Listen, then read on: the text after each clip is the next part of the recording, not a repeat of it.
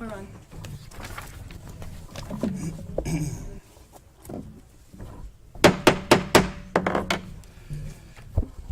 Township of Parsippany-Troy Hills, regular Township Council meeting of September 23rd, 2014. Adequate notice of this meeting has been provided in accordance with the requirements of the Open Public Meetings Law by filing the notice in the office of the Township Clerk and by posting the meeting notice on the bulletin board at the Municipal Building on December 18, 2013, where it has remained posted since that date. A legal notice appeared in both the Daily Record on December 20, 2013, and the Star Ledger on December 23, 2013, and was forwarded by fax to local newspapers and local radio stations on December 18, 2013. No council meetings are videotaped and aired on Cablevision, Public Access Channel 21, at 12 o'clock p.m. on Sundays, and are also available for viewing at www.parsippany.net. Please rise for the flag salute. Pledge allegiance. To the flag of the United States of America and to the republic for which it stands, one nation, under God, indivisible, with liberty and justice for all.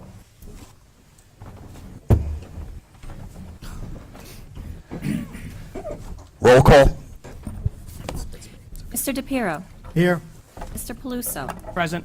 Mr. Stanton. Here. Mr. Valori. Here. Council President Karifi. Here. Also present, Mayor James R. Barbario, L&M Sandman, Business Administrator, Paula Cozzarelli, Assistant Business Administrator, John Inglesino, Esquire, Township Attorney, Yancey Rezermis, Township Clerk, and Ann Cucci, CFO.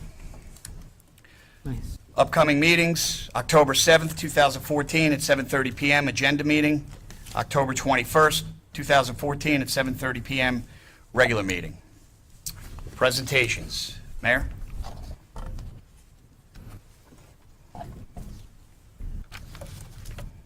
Oh, might have to turn it. That's the one that needs a minute. Yeah, it's not working.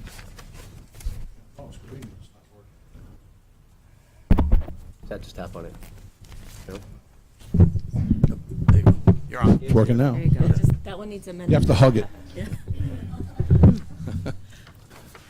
Well, ladies and gentlemen, I want to welcome here today to the council chambers of Parsippany-Troy Hills for a very special dedication to a young man that actually read on Parsippany Life. Really, really nice achievements in track and field. And also, Councilman Brian Stanton notified me about this gentleman here. I hope I say your name right. Nanan Ajinang? Oh, boy, I did good. You got to come up here, though, with me. Want to read this proclamation? Also, he's a football player. The Township of Parsippany-Troy Hills proclamation. Whereas Nanan Ajimang joined the Morris County Track Club as a track sprinter and a long jumper just 3 years ago when he was 9 years old. And whereas through hard work and dedication, Nanan Ajimang of Parsippany took first place in the long jump 11, 12-year-old boys division of the U.S. ATF Junior Olympic Championship meet in Houston, Texas, with a jump of 5.71 meters. And whereas the gold medal winner, Nana received the honor of being named All-American Athlete for 2014.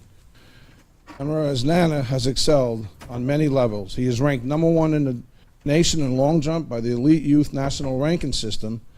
His performance at the National Championship meet capped off an outstanding year of competition. Nana took first place in the 11, 12-year-old boys division long jump, setting the USATF Region 2 Junior Olympic meet in Franklin, New Jersey, setting a meet record with a jump of 5.64 meters, and also placed first in the 100-meter and 200-meter dashes. And whereas Nana Ajimang represents the outstanding tradition of excellence of our community's students, athletes, and the unwavering pride and spirit that are part of Parsippany. An excellent academic student at Central Middle School, Nana also plays football for the Parsippany PAL as a running back for the Red Hawks.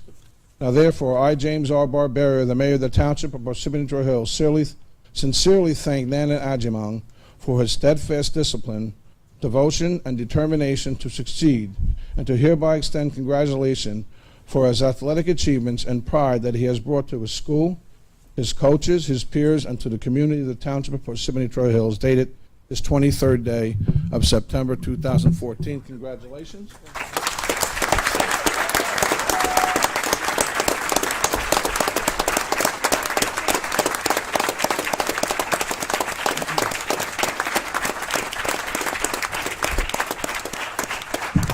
And just one more thing. I'm going to have to challenge it to a jump, but I got to be shot out of a cannon to get 5.64 meters. So anyway, congratulations. I'm very proud of you. Very proud of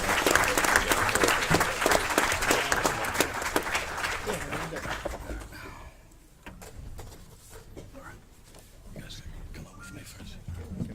Tell Mike. you.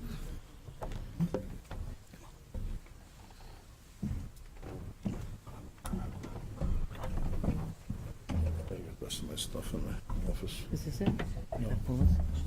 Oh, the U.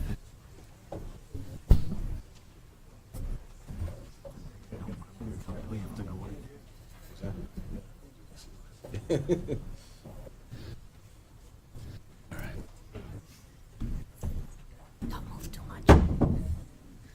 Everybody's clearing out.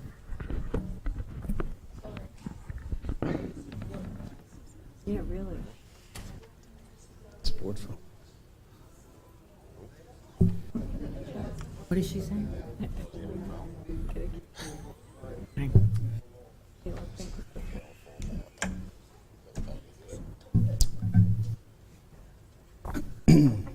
Okay, next we'd like to honor the Parsippany Focus. We could have Frank Cahill. Please come up.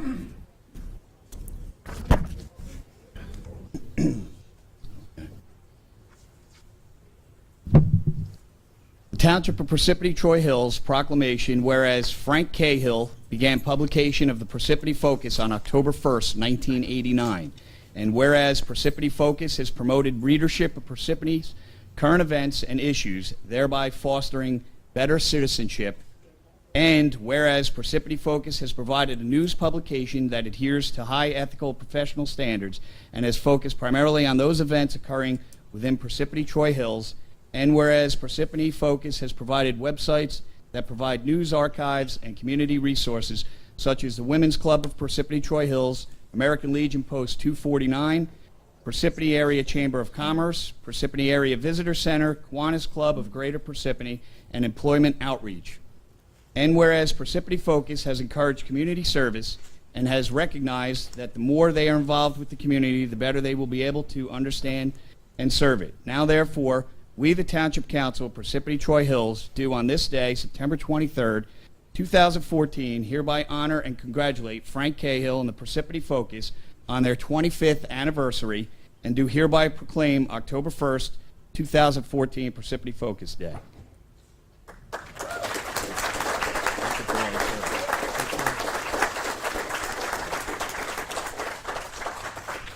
Take a picture. Take a picture.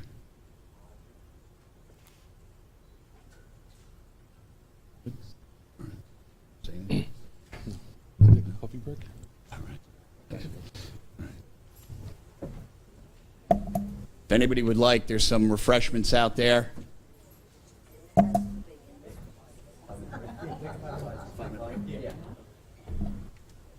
Just declare recess for this. Yeah, I just have to.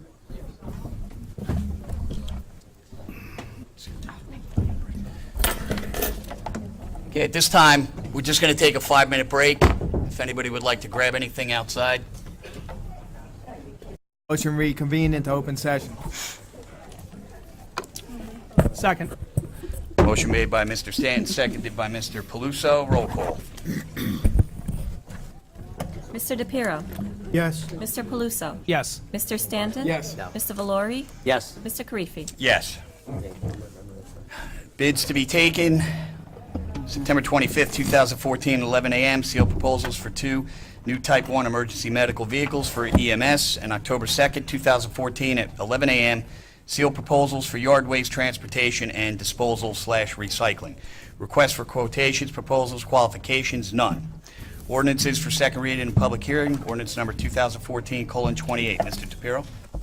An ordinance of the Township Council of the Township of Parsippany-Troy Hills, Morris County, New Jersey, authorizing the sale of leasehold rights in Block 420, Lot 1, and in the municipal right-of-way along Grange Road adjacent to Interstate 80. Notice for the ordinance above was published in the Daily Record, the official newspaper of the Township of Parsippany-Troy Hills, on August 22nd, 2014. Motion to accept this ordinance. Second. Motion made by Mr. DePiero, seconded by Mr. Stanton. Roll call. Mr. DePiero, Yes. Mr. Paluso, Yes. Mr. Stanton? Yes. Mr. Valori? Yes. Mr. Karifi? Yes.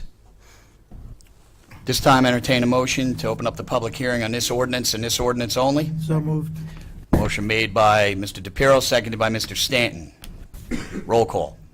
Mr. DePiero, Yes. Mr. Paluso? Yes. Mr. Stanton? Yes. Mr. Valori? Yes. Mr. Karifi? Yes. Okay, see no one come forward, entertain a motion to close the public hearing on this ordinance. So moved. Motion made by Mr. DePiero, seconded by Mr. Stanton. All in favor? Aye. Aye. Aye. Opposed? Whereas the above ordinance was read in title on second reading and a hearing held thereon, now therefore be it resolved that said ordinance be passed on final reading, and that a notice of final passage for said ordinance be published in the newspaper according to law. Motion to approve the resolution. Second. Motion made by Mr. DePiero, seconded by Mr. Stanton. Roll call. Mr. DePiero, Yes. Mr. Paluso? Yes. Mr. Stanton? Yes. Mr. Valori? Yes. Mr. Karifi? Yes. Ordinance number 2014:29, Mr. Paluso.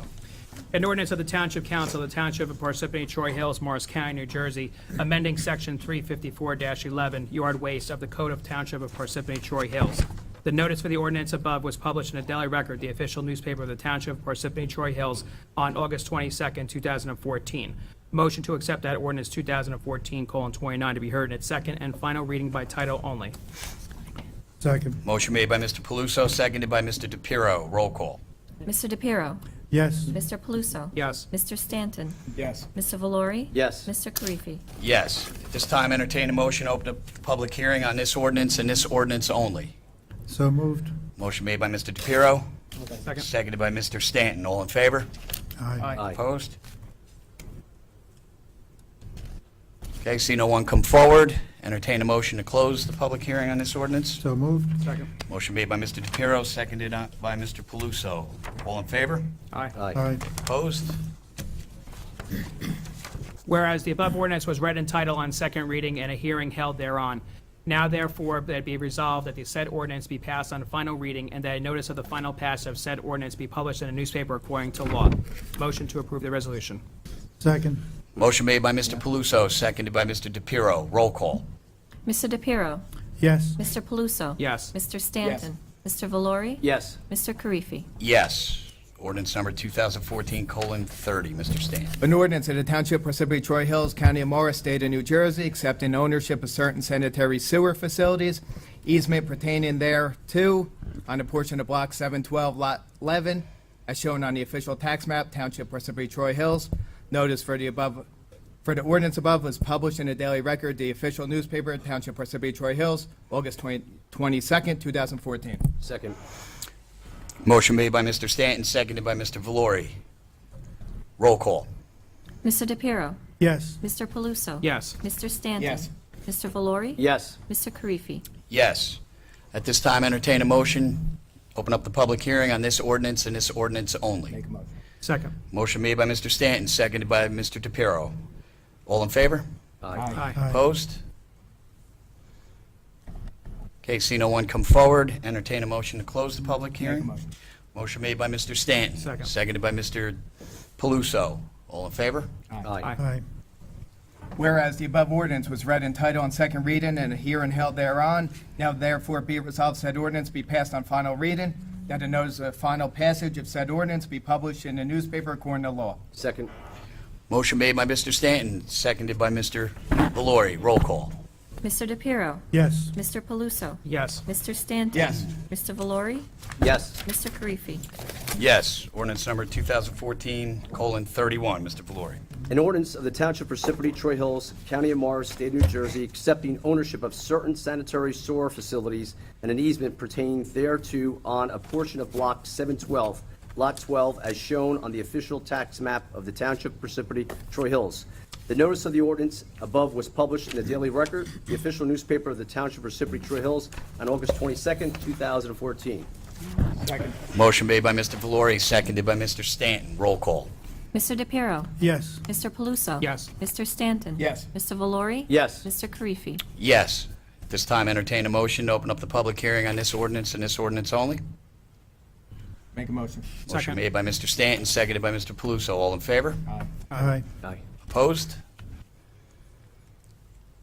Okay, see no one come forward. Entertain a motion to close the public hearing. So moved. Second. Motion made by Mr. DePiero, seconded by Mr. Paluso. All in favor? Aye. Whereas the above ordinance was read in title on second reading and a hearing held thereon, now therefore be resolved that said ordinance be passed on final reading and that a notice of final passage of said ordinance be published in the newspaper according to law. Second. Motion made by Mr. Valori, seconded by Mr. Stanton. Roll call.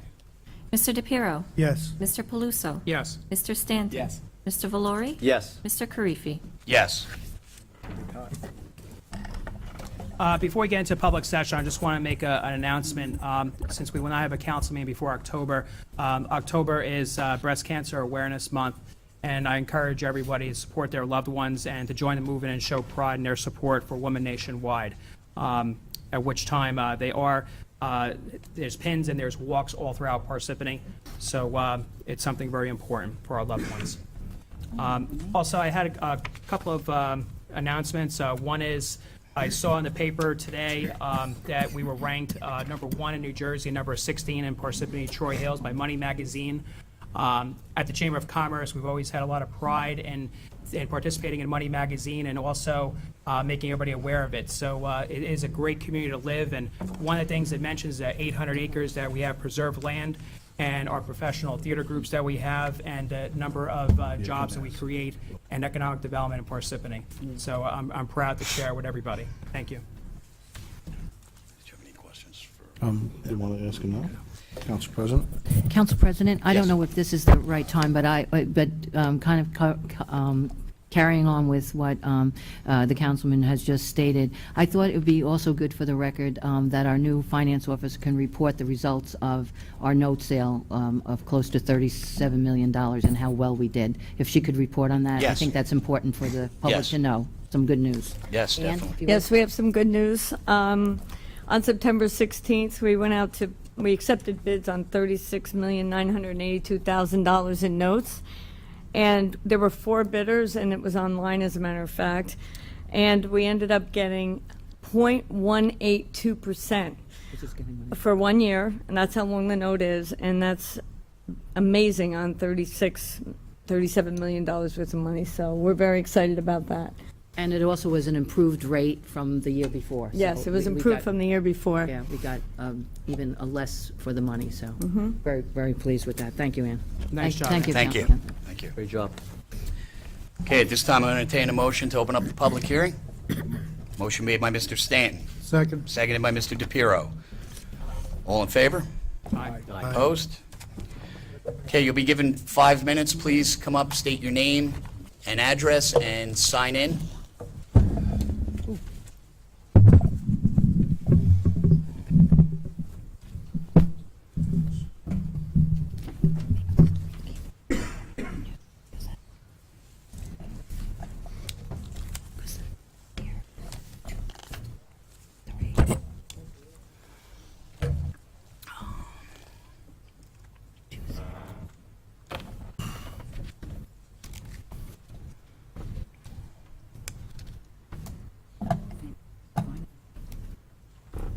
I'd like to get money for that. This was paying money. Very good. Can I use that part of my 5 minutes to sign? 30 seconds. My name is, for the Please speak into the council mic. president, my name is Angela Molinare. Sir, just please speak into the microphone so you can get, I don't think I need a mic. just so the recording. Okay. Is it on? Yeah, Yes, you're good. You're good. Okay. My name is Angela Molinare, and I live in Lake Hiawatha for the past 57 years at 32 Carlson Place. The street improvement project that was started approximately the week of June the 19th was to be completed in 3 months. It is now September 23rd, and there hasn't been any work done in the past 3 weeks. The only thing I see is a 20-foot high pile of contaminated dirt that did not come from Carlson Place project. When is this going to be finished, and when is it going to start up again? For the council members, I have pictures of the front of my house. If anybody would like to keep them. Yeah, Council President, we have a response to that. We did get an engineering report. Before, Mr. Molinaire, this has been handled, and I've been made aware about the condition of Carson Place. I've had contact with several residents. And today, we got a report back with regards to the mound that you're speaking about, and I'm going to let Ellen take over from here with the progress and we're going to be moving forward. Okay. Okay. If I could, I want to make sure, by reading it into the record, it also is clear as to what the response was back from our engineer. I will also state for the record that in reviewing some other projects throughout the town, I personally did go with our engineer to the site to be informed as to the size and the scope. So, you know, those pictures don't do it justice. I mean, it is, it's an eyesore. It is an eyesore. And it's contaminated. We don't know I'm going how to tell you. bad it's contaminated. I'm going to tell you how bad it is not. So I'm going to tell you that. The soil excavated from the roadway on Carlson project is contaminated what they call a PAH, which are petroleum-based byproducts typically generated from asphalt and from engine oil droppings. This is typically expected in a roadway excavation, and the only reason, there was a reason why they thought perhaps the contractor wanted to test the soil, which is not important to this issue, but to know that after the testing, we asked for the report on the testing. Just for the record, I also want to state for the record that we have, in the same area, we have 3 other reconstruction projects that are going as we speak now throughout the town, and this has not been an issue. So I wanted to explain what the PAH levels were. They're slightly over the residential limits, and the example is based on the engineer's report and him taking a look at what the limits are. What is allowed is 0.6. What has been tested in the soil is 0.681. The engineer believes that the above limit results are from the asphalt mixed into the soil, skewing the results.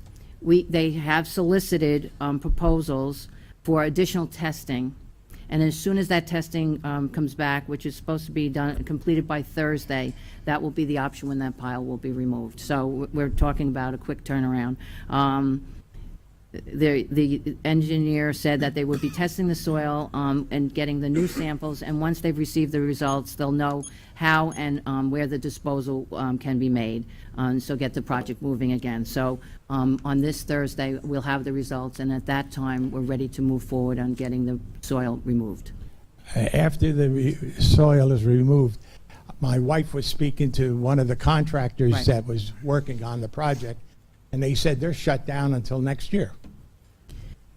Now, if they We remove know- the we know soil, that- what happens to the rest of the project? I mean, it's terrible down there. If you, as you've seen it today. I have been. No, what I will say is, the plants have not shut down yet. The asphalt plants have not shut down yet, and I know that from 40 years of experience, or at least 27 years, making sure projects got complete. I did not get any concern from the engineer when I spoke to him upon receipt of this report that they're not going to hit, excuse the expression, hit the pavement running and make sure that it's up and running. All right, I understand about the asphalt companies. Yes. They can go right up to December. Yes. That's not a problem. Were they supposed to put curbings in? Are they going to do that with the project, or did they eliminate the curbings?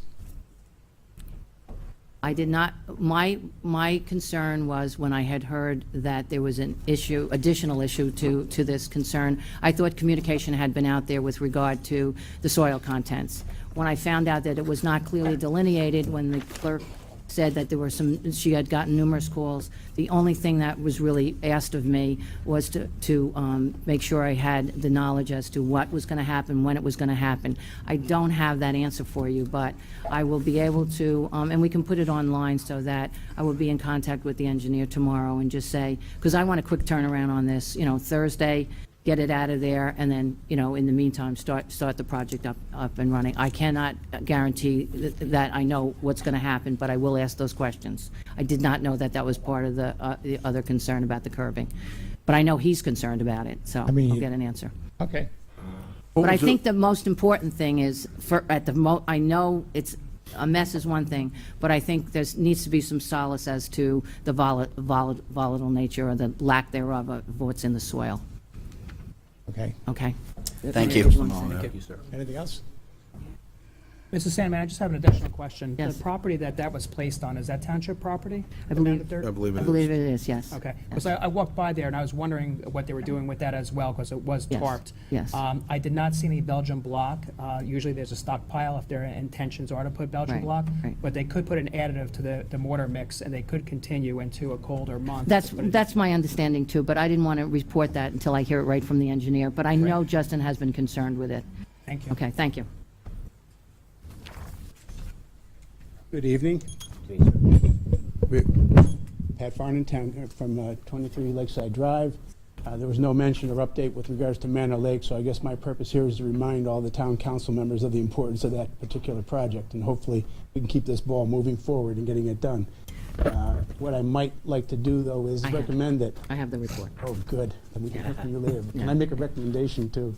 If the town is really sincere in this effort in getting the permits and everything in the lake dredge and the dam fixed, we may want to start thinking about putting out to bid maybe what company we're going to use for the dredging process, too, rather than take one step at a time and prolong the project. So if I could throw that out, I would appreciate it. Right. Council President, if I could give that report, that I did get an updated report on this. Yes. Is that okay? With regard to Manor, there were a couple issues raised at the last meeting that we had in the high school, and there were really a couple of concerns. There's the Manor, park, and then there's Manor Lake. I wanted to talk about the two issues. One is that not on the Tuesday, but it was council meeting. Wednesday I couldn't make it, but on Thursday I went out with the engineer, with Justin, and I also went with Jim Walsh, who was our Parks and Rec person. I wanted to first take a look at the park itself because there was concern about the upkeep of the park. What I discovered when you go out and you take a look and you actually see what's happening, you have a conversation, one of the things that there was a concern is, as you know, we haven't had much rain. However, during one of the storms, one of the severe storms, a lot of trees had gone down, and one of the concerns was the folks were talking about it in the back part of the park where it's like natural, where it goes under the, where the roadway goes like over an overpass. That, the trees were removed, the trees were not taken, there was no open space money to detree that and clear that out, so that's a feeder. There are, because we haven't had much rain, I didn't see much water in the crevice that comes through, but it's a tributary that would feed into the lake. But one of the things, there was a question raised as to open space used for that. No, in the engineering department, there is a line item that allows them to remove trees that would impair, and see, this is our only lake, so that we really have, that's, ours, and that we should, be keeping tabs on. So one of the things I can assure you is that those trees were removed and it was cleared out so that when we do get a significant rainfall, it will start to feed into it. However, then you take the next step and you walk across the roadway and you look down and it's all overgrown. And I asked Justin and Jim, can we just get in there and remove some of that, which is blocking any water that would come through to start to feed the lake again, which is very low. And I was told at that point that we need a permit. You mentioned 3 permits, that is correct. One of the permits is for that. I'm going to try to see if they can get in touch with the DEP and say, look, we're not going to be disturbing anything. We're just moving some of the growth so that when some of the water can start to feed into that lake, we can do that. I just want to just tell you, before I go into the report that I got from Justin with regard to the statements of how we're following through and following up on that. I don't know if there's any interest, but when I was out there with Jim, we really try to think outside the box, and he was talking about having some additional thought as to, he thought when I asked him for a report, I wanted more of what we could do in the future when we do improve the lake. So I just want to put these out there. This is on knowing that we are sincere and that these are some of the positive things that, is there any, I'm just asking so I can get some feedback, not for tonight, but you can call or just give me an email, but he was interested to see if there was any interest in making any walking paths in the area there. I guess he's saying behind the house on Lakeside Drive, or a small boat launch for rowboats, canoes, etc., and at the dead end of Lakeside Drive. Now, I just say that because we are serious, and you would say, yeah, right now you wouldn't put a, you couldn't actually probably, if you got in the boat would be touching the bottom of the the pond. But I say that because we were thinking positive. We were thinking, and Jim was thinking in his Parks and Recs hat. But now I'd just like to read into the record the points that I asked Justin to delineate for this meeting. This is back a little bit. Previous work was done on Manor Park to remove fallen trees across the brook. The trees had accumulated, and there was a blockage. They were removed, and the area was regraded to allow passage of the water, which, again, there's not been a lot of rain. This work was completely, was using capital funds, which are under his watch. The area at the upper end of Manor Lake is severely overgrown, which I talked about. Some of the growth will be removed during the dredging operation. However, there is a significant amount of wetlands in the area, which will limit the amount of work that we can be done. That's what I'm talking about. Again, I know your eyes raised, but that's where my frustration comes in, and that's what I'm saying. There's got to be some common sense when it comes to wetlands and dealing with overgrowth and going in there. So we are going to be pursuing that with the DEP as we pursue the permit to say, you've got to let us get in there. Access routes to the lake for the dam replacement work are currently being evaluated, and taking your input and help on that.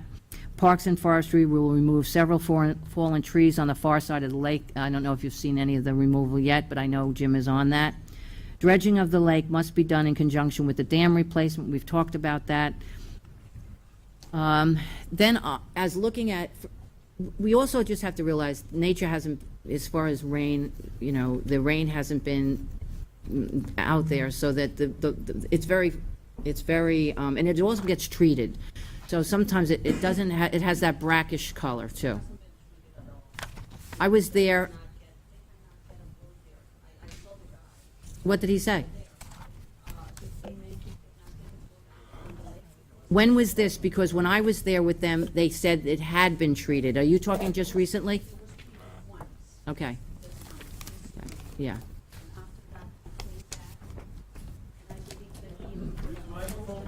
Yeah. All right. She's talking about the fact that we're talking about treatment. What I will do now is I will thank you for being our eyes and ears out there, too. I can't be out there the whole time, but I will report back that they were under the impression that there had been another treatment because we looked at an area of that had been, the leaves were all gone, but a lot of it has to do with the fact that it doesn't have the water. Then lastly, I just wanted to say that myself, I mean, I've seen ponds. We had, in Denville when I was there, we had Cook's Pond, and we also had another pond, Muriel Hebner Park. And what we had was the aerators where the water bubbles up. And I had made that recommendation then. They thought that the thing was shallow, but I think they thought again after I pursued it, and they're saying that an aerator can be installed in the lake to help the algae problem. This is something they have considered once some of the work is done. But I'm going to ask that they take a look at it, starting, doing something now to just get that moving. So they are on it, and they are pursuing and contacting DEP and not letting them call us. We're calling them. So Sir, just come back up to the mic, because we need you. Yeah, on the sorry. thing here.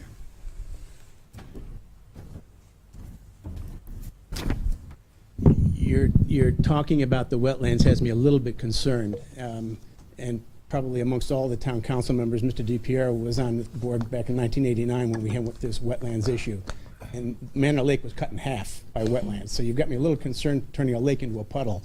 But we won't discuss that now. I'll get in touch with Ellen and fill her in what happened back then and what my fears are with the DEP and what may have, I hope doesn't happen again this year. Okay, and I might have misspoken, so we need to talk offline, because That's what I would never. We don't need to do that this Yeah, evening. I'll get in yes, touch thank with you, thank you. Thank you, sir. Thank you. Thank you. Thank you, Council President. Could I approach the, No, sir, you've already spoken. it's on a different subject? Once your 5 minutes is up, that's all we can, because we have other people that have to speak.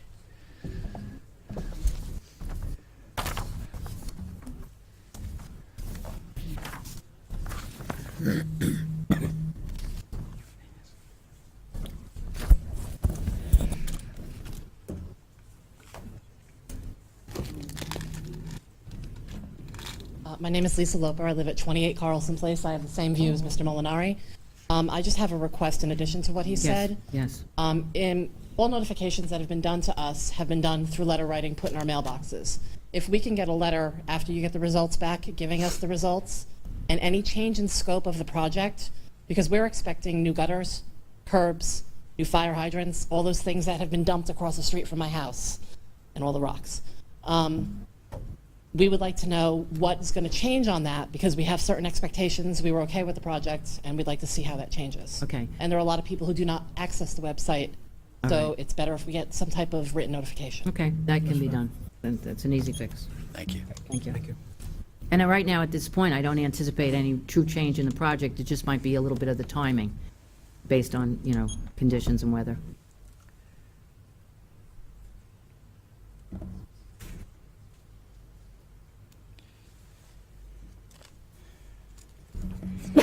God bless you. Bless you. Thank you, thank you.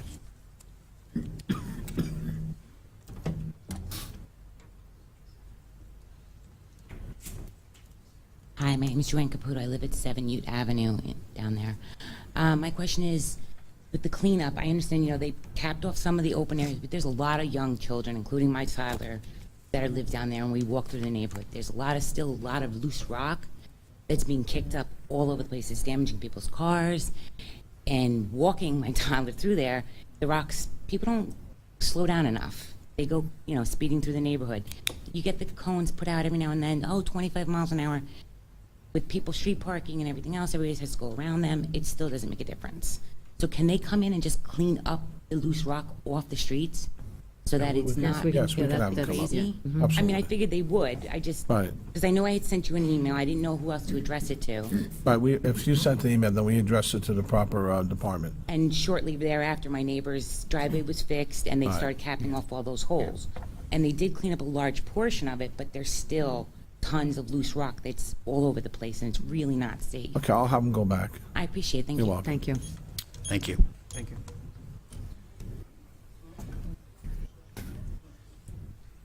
Good evening. I'll write my name later. Dolly Patel, 28 Cherokee. I think I was here on July, and I gave a stack to Mr. Inglesino and all you councilmen, and this is September end coming almost. And I emailed all 5 of councilmen, including mayor, and I didn't heard any response back from you guys. So Alan jumped on my water bill matter. So I brought the copy here, which Ann Gainey provided me. And I see when the payment I made in 2011, October, they were reversed and apply against the late fee. You will see it all detailed here. I don't want to use my time. And $150 for disconnecting fee. It's not my problem, it's town problem. Why I'm paying the contractor. Let me finish. It's my Sorry, 5 I minutes. forgot. It's not my contractor. It's hired by town. And today you probably got another email which Paul sent me to submit the money for escrow to do my driveway. So I don't understand this point why this matter was not brought up when I chose elevation instead of acquisition. So, Mr. Inglesino, I have a question for you, and I asked for that also. What is his penalty because he delayed the project? So I haven't heard back from you. You took my all stack and nothing came back to me. Okay. Do you- Yep, go ahead. And here, I'm gonna give you this. We've sent out a default notice letter to your contractor. Yeah, this is this one. By the way, he's not my contractor, it's your contractor. You're correct. The contractor who is supposed to be working on your home. I had a copy of it, and I apologize, I don't have it with me tonight. I have it here. You have it? Okay, Yeah, good. it was going to be given in closed session. Oh, okay. I have a copy. The letter, basically gives a period of time within which they have to perform. Otherwise, they will be in default. They have 14 days to complete the work. My understanding is that there's a couple of days of work that needs to be done. This is a contractor who had performed on another site well. Our sense is the contractor may be overextended and is scrambling, but is in default nonetheless. And if the contractor does not finish the work within 14 days, then we will be able to get another contractor. So we've taken the action of sending out the letter, putting him in default if he doesn't perform within the 14 days, which is prescribed by a contract. And if that doesn't happen, then we'll have to get a new contractor. As for the fee information, what you're saying makes sense. I have to take a more detailed look at that, but I understand what you're saying, and it makes sense. And we understand that this contractor has simply not performed the way they were supposed to, and we're taking the actions to correct it that we can under the contract. So you know what his penalty is, or not yet? Because I was told There's a by li- Justin and Paul that Mr. Inglesino will answer us. So Yeah, it's been 2 there's- weeks or 3 weeks, I haven't heard anything. The penalty, there's a liquidated damage penalty of $47,500. Frankly, that's the penalty, as well as additional damages that may be incurred. Absolutely, my physical, emotional, all these are damaged. Well- Because I'm not in my home, it's been over past 3 years. So you guys have roof over your head, your kids are happy, your life is very easy, so I need same lifestyle. Right, and I think everybody appreciates and is attempting as best they can to empathize with your situation. I would ask you to understand that, we're not the contractor, but I understand this is the place that you can come to voice your legitimate frustration, and I think we all appreciate that. And I hope you understand that we've taken the action that we can take under the contract to either get this contractor to do the work or get rid of the contractor and bring in another contractor in, and we're doing the best we can within the rules, and that's all we can do at the moment. So you will get back to with that water fee Yes, and and the I escrow? need to, before you say that, John, you only gave part of the report. I have copied you on the full report that we gave, which outlined, and as far as Cruz wasn't even on the job before that $150. It says clearly it's provided by you and Jenny. It's a Yes. printout from township. Yes. It's not my Yes. printout. Well, $150 Yeah, I- charged on 2013 June. I don't want to get Yes, and- sidetracked on $150. Yes. It's not an Yeah. insignificant Yes. amount of money, but in Yeah. the context of what needs to be done, I think that the focus is properly placed on, we're not going to forget about that Yes. issue, but the much more important issue, I think, for you Yes. is to deal with this contractor. So And that the we- escrow we- money. And the escrow money, and get Correct. that contractor either working or get rid of that contractor and get another contractor on the site. And Only then the as far last as the time I- waiver, can I just Sure. want to answer your other question, because we do care about this and we do work on this. I spend a lot of hours on this. With regard to your waiver, I got it in the 11th hour, but I didn't just say, oh, I got it, and I didn't deal with it. I got Paul's, suggesting to you to call me immediately because we're having a council meeting, and what I did was, I sent it to the council president, I sent it to the mayor, I sent it to the attorneys, with regard to a waiver. I am not in a position that I can make a waiver, but I bring it to the attention of the council. Now, that has to do with your driveway. and we did address it, and that's very quick turnaround. So that will be either discussed, I don't know whether John or Council President, is that discussed in private session, or do we speak about that at this particular juncture? That's potential litigation, Yeah, so. okay. So we'll be Appreciate in it. closed session. Only the last time when I came in July meeting, when mayor said he was not aware of my situation, when I guess he said to Justin or Paul, then action was taken. He came, he was just keep digging. Like in a whole week, he comes once, he digs, show that his machine is there, equipments are there, that's all. It's very much unacceptable. I think the attorney has addressed it, and I will say that they had given him notice as of July 1st, and then we gave him time to respond. He has not, so, we are now pursuing him with Yesterday I saw liquidated damages. Yesterday I saw he put the concrete, so hopefully, let's see this week. Thank you so much. Thank you. Thank you. Thank you. I'm not going to say we didn't, because we did.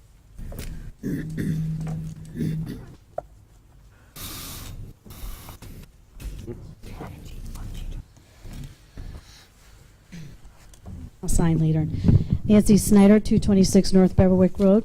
I've got pictures of the latest off-the-road incident on North Beverwick between Vale and 46.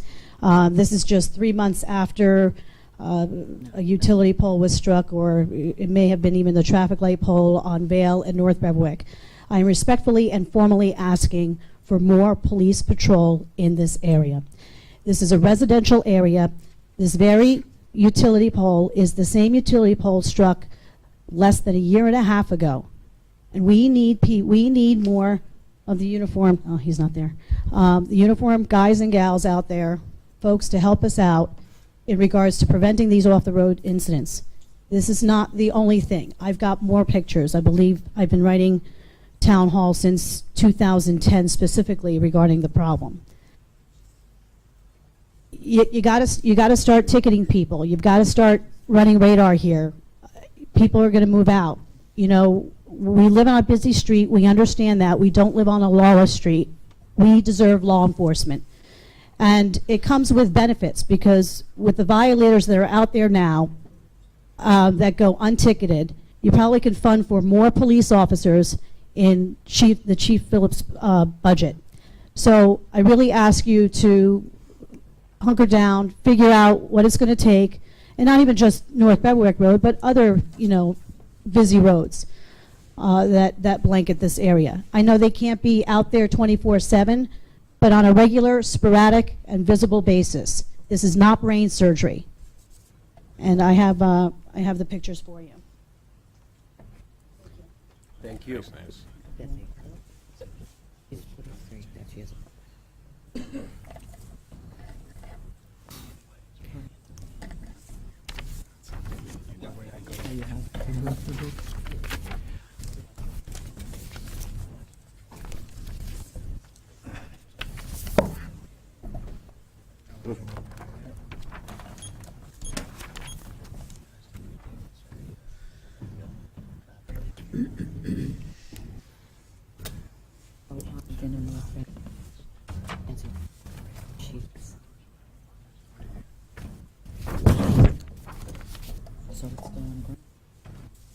Hi, everybody.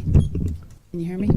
Yes. My name is Debbie Serrato. I live at 3 Pawnee Avenue in Lake Hiawatha. I'm new to the area. And Do you want to take the mic out so you don't? Okay. Mrs. Sandman, do I understand you that the curbing is, you don't know if it's going to take place down in that whole area? You're going to now investigate to see if we are going to get it? Yeah, and the thing is, I didn't drill down on that particular issue because I was very concerned about the toxicity and the level of it. Right. So I didn't realize that was also a concern about moving forward. I know that. I guess that's what we were told. Sorry, I guess that's what we were told. Yeah. Trees were taken down. I mean, beautiful trees were taken down. So for you to say that you don't know if the curbing is coming? No, see, I you're didn't. Did I don't misunderstand you? You're misunderstanding. No, what I'm saying is, I don't want to say right now, not that it's not coming, but what is the timing? We have to move quickly on getting that report Thursday to then get rid of the debris so that we can get in there and do the work that needs to be done. So, and as the other woman had spoken, I'm very confident and I'm comfortable, but I didn't want to go on record as saying, absolutely, it's all going to be done before the end of the year. That's what I don't know, but All right, but I'm as not saying- residents yes. down there, it's all been paved, like driveways have Yes. been paved over. Yes. The holes are kind of fixed up. It looks like you did pick up and Yes. leave us. Well, they No, had to... end of project is what I'm Yes, saying. yes. So No, we're concerned no. that way. We're not, no, we're Okay. not leaving you, no. Okay, a second I issue. mean that affectionately. I mean, I want to say that. I don't want you to leave me. We're It's not a mess leaving you. down there. And thanks for fixing it up. I'm new to that area. It's going to be beautiful when it's all done, and I hope it's done before the Right. snow comes, Yeah.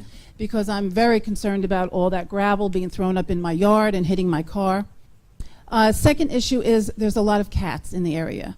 Can we have animal control come down and take care of it? I think they're just breeding crazy. Sure. Okay? That's- You got Yep, it, though. very good. Great. Thank Yeah, you. But that was, Thank you. I wasn't Yeah, I saying thought that. I I didn't might want have to say to you, misunderstood. yeah, and I appreciate you correcting that, because Yeah. that is not what I'm saying. Okay. We would start writing letters. Yeah, right. 7 o'clock tomorrow morning, I'm going to be in Justin's office. Are you kidding me? And then drive the backhoe to start filling in the... Or did they give him the water or something? Let's go, Nick. Nicholas Homiak, Lake Hiawatha. I'm overhearing these things here. Let's not make derogatory remarks about wetlands. Problems we're having is we paved over too many aquifer recharge areas, and you have to compensate that with engineering methods that don't work. I'm here because on the 15th I was a little upset with a statement that was made by the attorney, Mr. Inglesino, who said that ordinances are not laws. They could change at any time. And I would have to say ordinances are laws. And one of the most important laws are zoning laws. And when they are in place, they are laws. The 200-foot buffer, for example, that was discovered in Waterview. But I was a little upset about that, but I found an old letter here I sent to Congressman Freeland-Husen, and it concerned He knows it. Freeland-Heisen. Freeland. You know. I was told it's Husen. Yeah, it's Heisen, right? Freeland-Heisen. Oh, I'll take your saying of the honorable man's name. But it reminded me of a letter I wrote him concerning a 5-hour energy drink. And in this commercial, there's these two guys and they're drinking coffee out of a styrofoam cup, and in comes a hard-nosed cadre police officer with a Smokey the Bear hat, and he says, "Throw that away." They throw the coffee cups on the ground. And he says, "What'd you do that for?" "I got something better." And he hands them 2 bottles of 5-hour energy. So I just want to read it.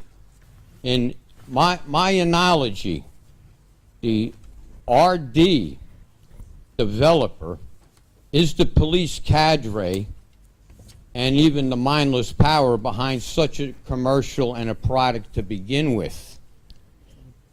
2 guys ordered to throw away the styrofoam coffee cups, littering in the presence of the cadre with no consequence. In fact, they are rewarded with 5-hour energy instead by the cadre, who violates his own code of conduct, allowing the coffee cups to remain. And I would say, we, the administration and the council, if we allow RD to, if we compromise with them with this no public need, no change in the neighborhood, nobody wants it, development, you're going to have more aerators, you're going to have more lakes going dry. We don't need them. Because we're in a planning zone, this is my opinion, this is my belief, Waterview landscape is not seen in its inherent natural resource value, even as our master plan should. It's like an innocent person being sentenced to prison,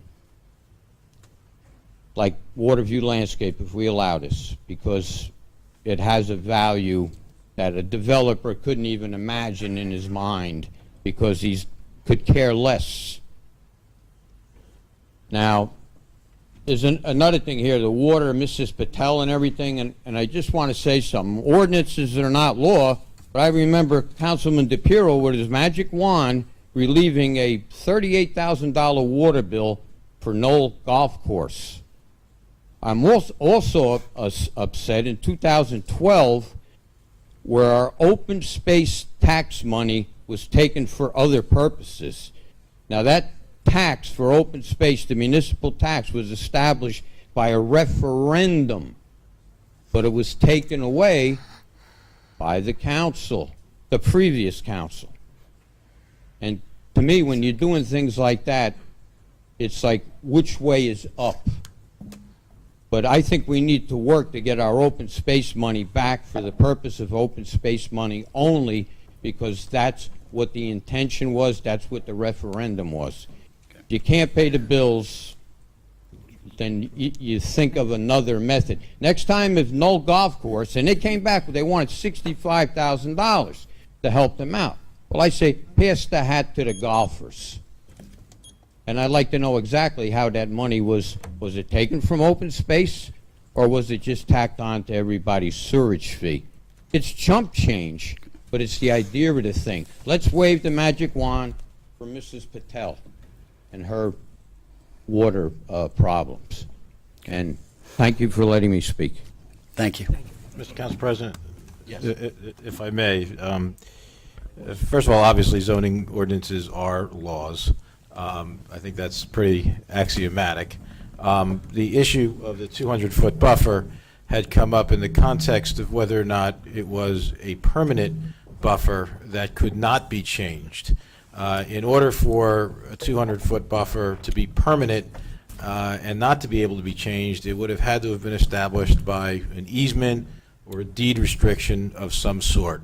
And what I was addressing was the fact that we had conducted a title search which showed no easement or no deed, and that therefore the 200-foot buffer was established only by ordinance, meaning that it could be changed by an ordinance, and therefore it was not a permanent buffer. I would also add that since the last meeting on RD Realty, we have received various communications from the public indicating a view that there is a developer's agreement that establishes the Waterview Tract as being permanently preserved for open space. We have conducted an exhaustive search of township records.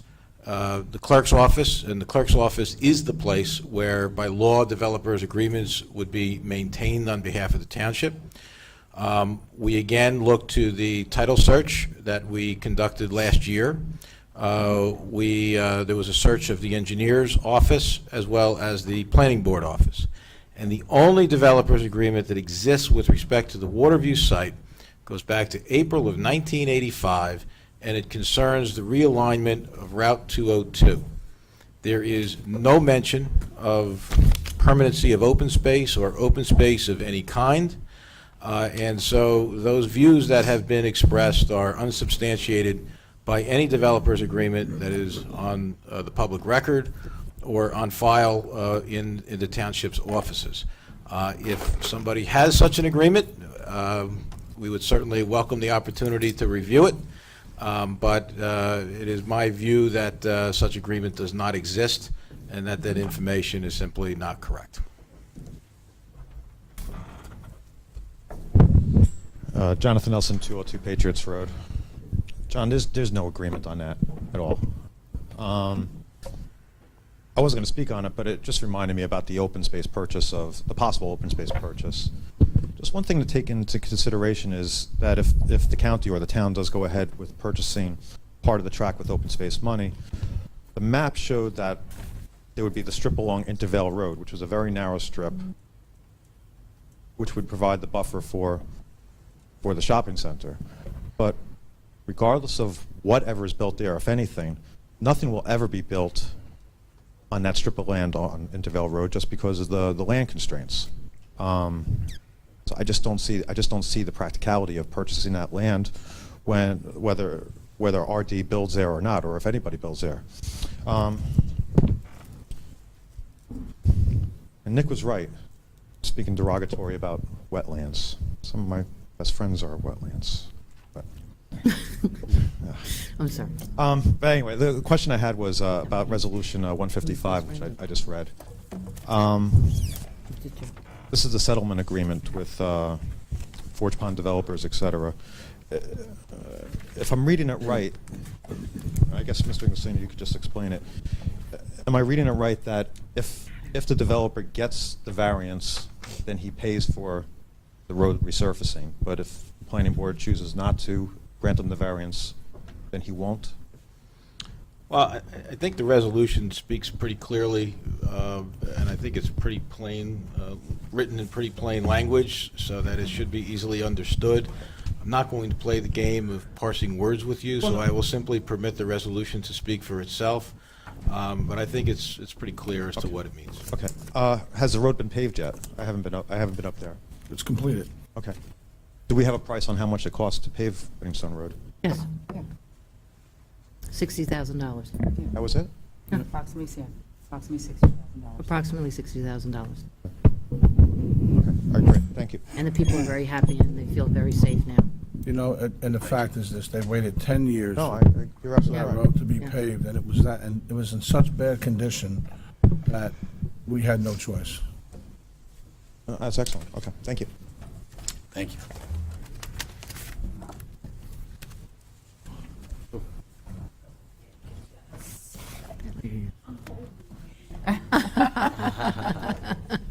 Mary. The better.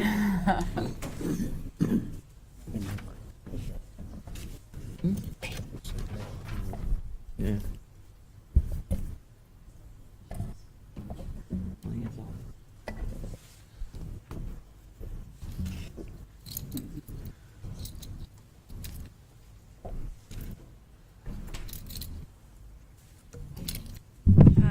First of all, one comment on just something that I heard in the in a speaker, and then a comment by Mr. Anglesino.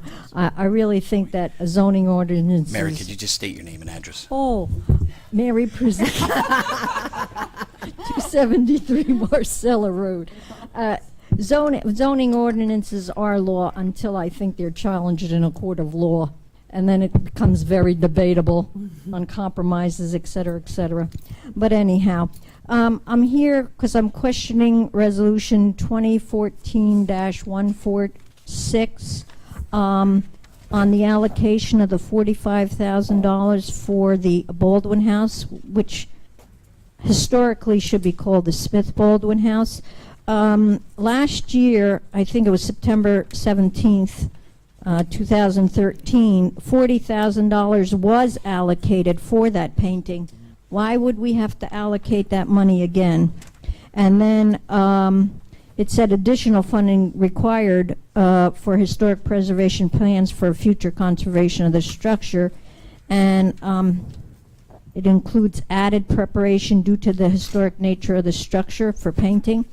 I was wondering, there's no specific amount of money for any of this funding, and I thought it should be, but I would like to know why the house wasn't painted this year with the $40,000 that was allocated last year. My understanding. 45,000, I'm sorry. Mary, my understanding, Yancy, is this the case, has this been pulled? Has this been pulled for verification? Oh, I was talking to The ordinance has Councilman. been pulled. It will be. Oh, it will be. That will, Haven't okay. gotten there yet. All right. And the reason it's going to be pulled is based on what you said. I'm only here 3 months, and I did not realize that there was an issue that money had been set aside. Right. That needs to be, investigated, and we will do that, because why would we need to do it twice? Exactly. And so therefore, when talking to Councilman Paluso, he mentioned it, and I said, oh, very good, we'll definitely look into it. But when you see it again, the funding for the painting itself will eventually be Only, we're trying not to expend too much funding because the majority of the funding, and that will be spelled out better when we find out that if there was already in existence one that actually went through and passed, and we'll do the research. But I just wanted to say. Got the paper at home. Well, could you email me that or send it to me? I'll send it to you. Okay, right. Oh, that'd be great if I could see that.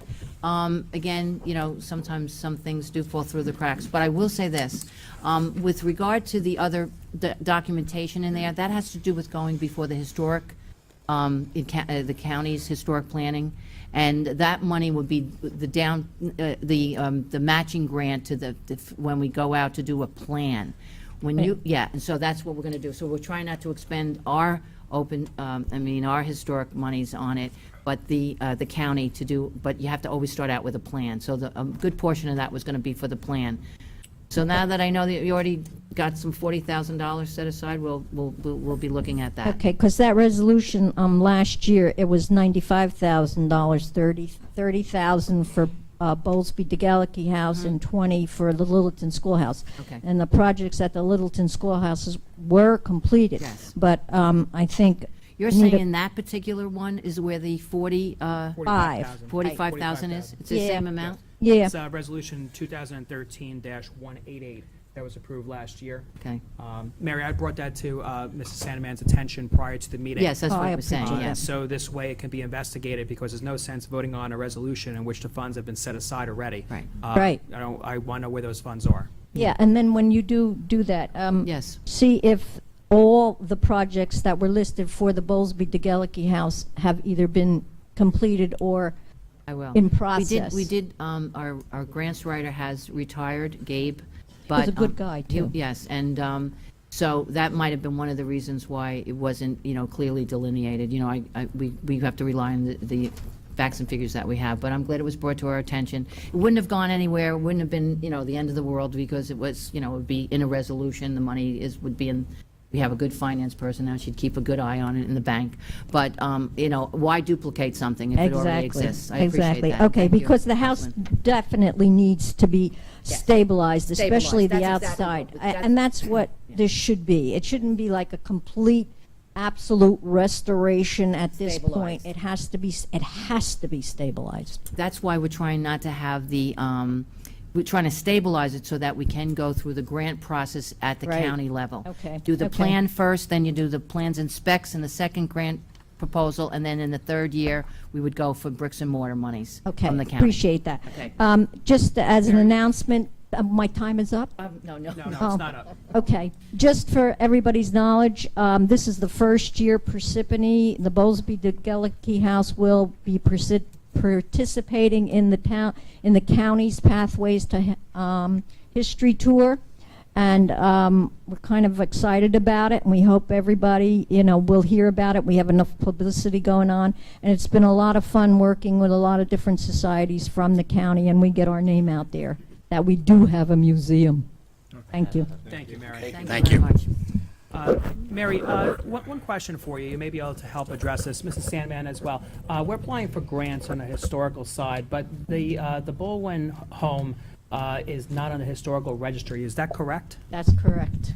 That doesn't interfere with it. No. They never, it's, it could add to it, but it would never detract from it. Is there any overall plan? I believe there was a plan from the historical committee at one time, and what is the plan for making it a historical site as well? I would defer, because, again, Yeah, that should be prime on the list for that house, because it has such a historic significance. And then you do protect it. Nothing can be changed on the outside, but you can change the inside, and it protects it in perpetuity, which is a good idea. There's only 3 houses in Parsippany that are: Condon, Howell House. Oh man, I just had a mental block. And I think the Craftsman's Farm. Craftsman. So it would be really nice to get Great. this one on here. Thank you. Okay, thank you. Thank you. I'd like to just ask the clerk, Yancey, if you can please get us a copy of the report from the historical committee as to the plans of the Baldwin home. As a new councilman and an additional councilman, and Mrs. Salmon being new, we should share that and revisit it just to make sure that we're heading in the right direction For the Baldwin. for the Baldwin house. Yes, please. yeah, the chief. Thank you. Not the chief. No. so that's.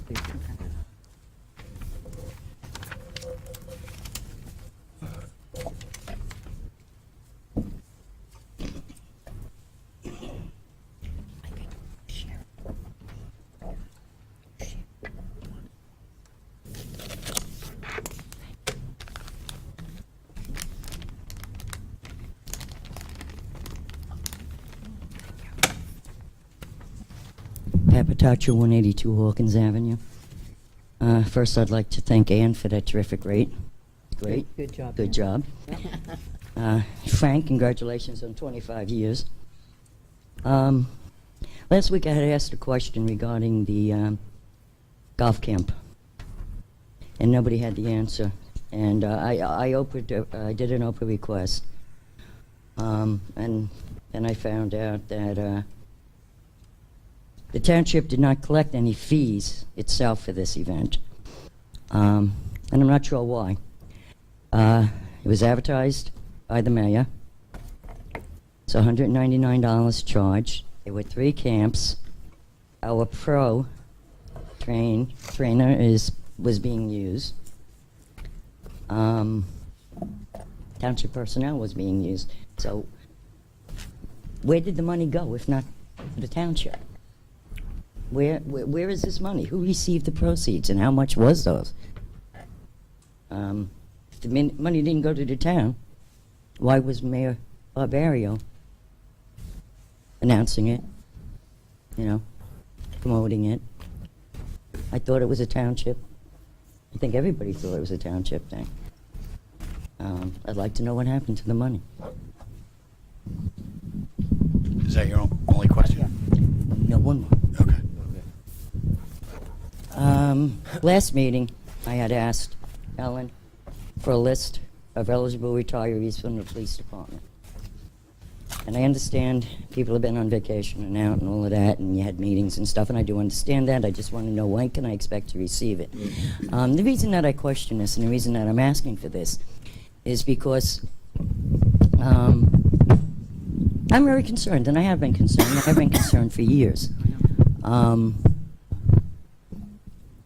The way our pensions are out here, how much we're giving out every time somebody retires. And I'm very supportive of Governor Christie. I mean, he's been here twice now promoting these, reforms, these pension changes. Things have to be done. That's why I kind of do these things, too, to kind of get an outlook on what's going to happen to us in the future. And I think those things should be being looked at, and I would like to have this information.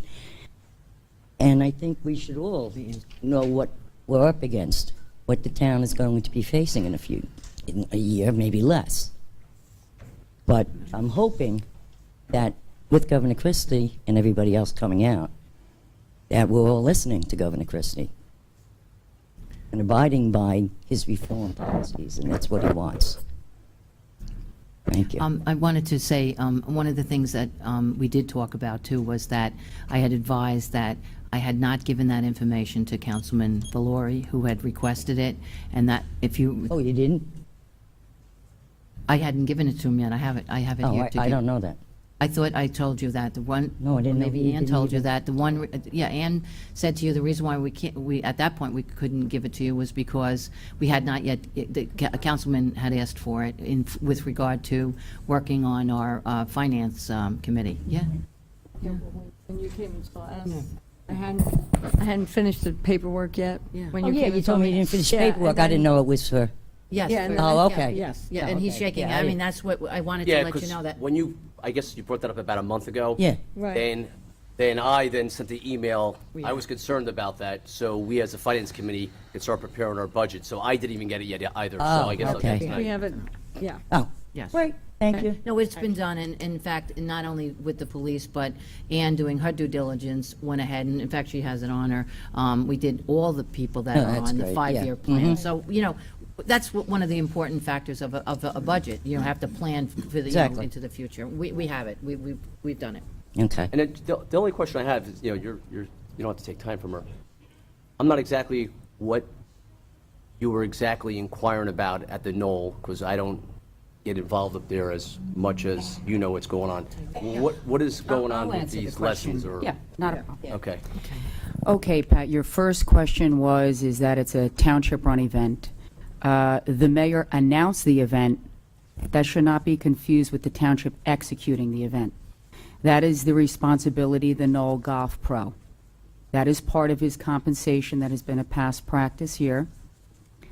And if you'd like to know how much money he collected on that camp, it was $400. So in answer to your Oprah request, there is no government document because we don't collect the fees. We don't run the camp. The mayor announced it.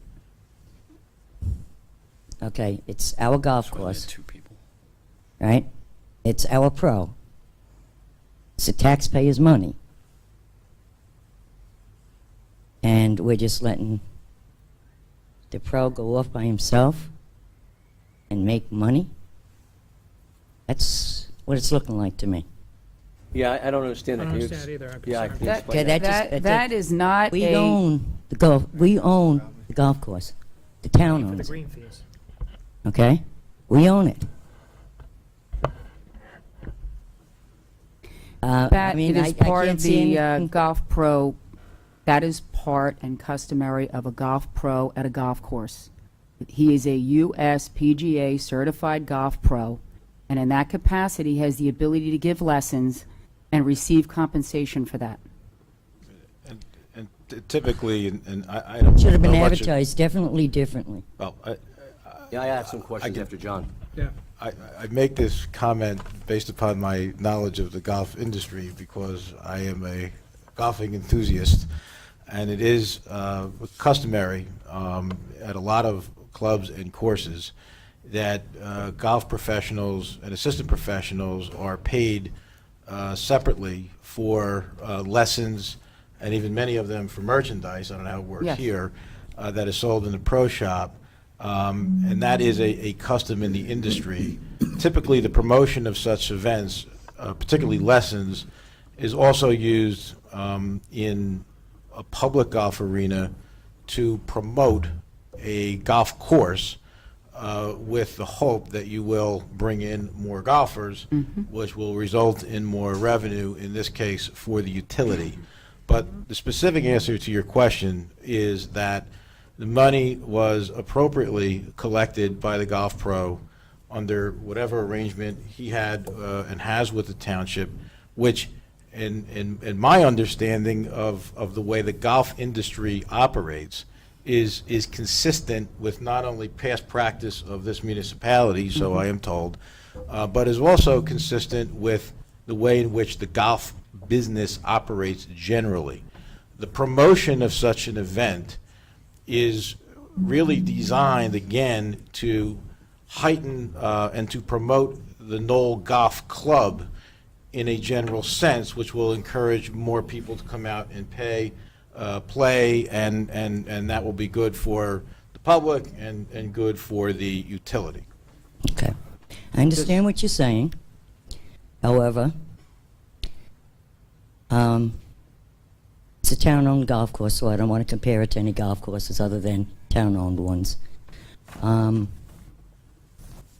Unless that's written into his contract, which I would really now ask for a copy of that when I go out again to see what's in his contract, to make sure that we're all up and up. To me, I don't care what you say, how you do it, but when you do stuff like this, you're thumbing your nose at the taxpayer. Yeah, okay, I'm sorry. I'm done. I can accept the answer.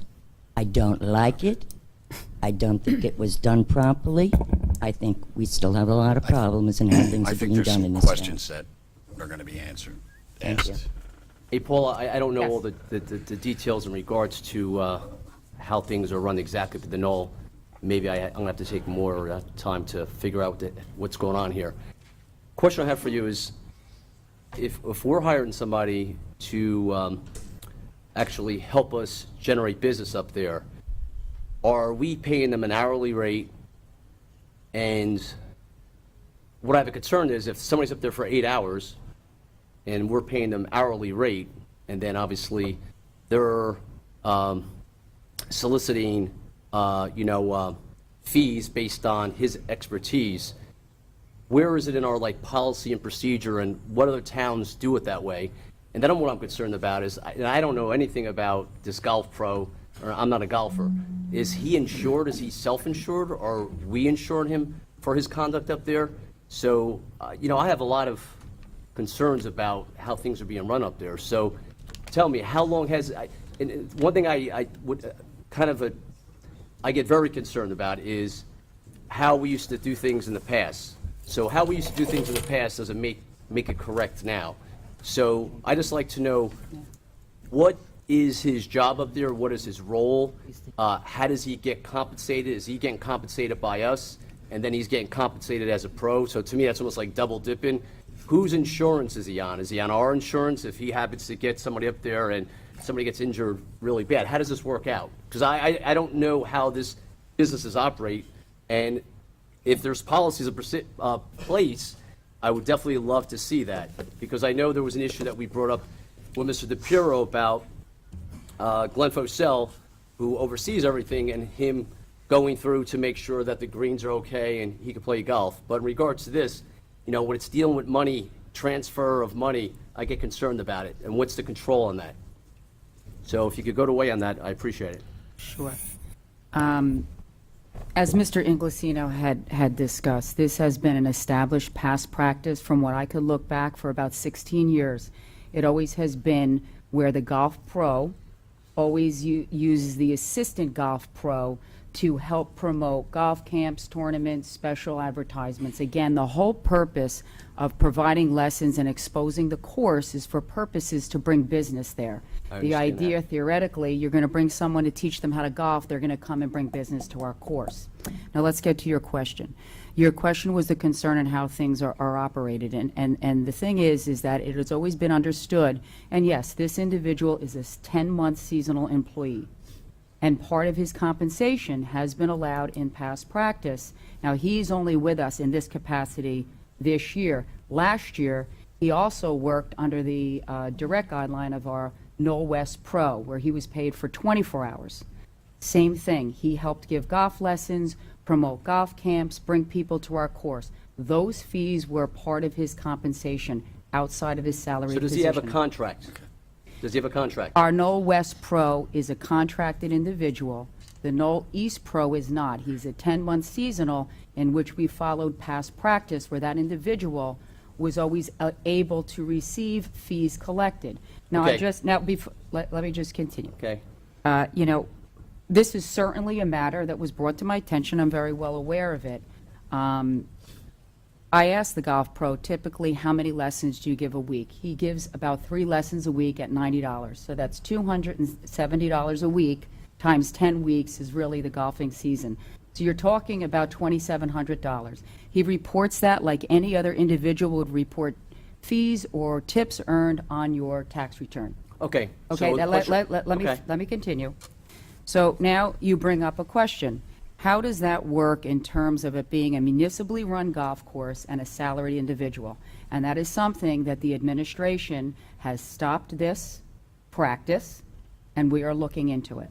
Okay, so all of a sudden we just stopped this practice because we think that there's a gray area here, which I'm glad that we're correcting it.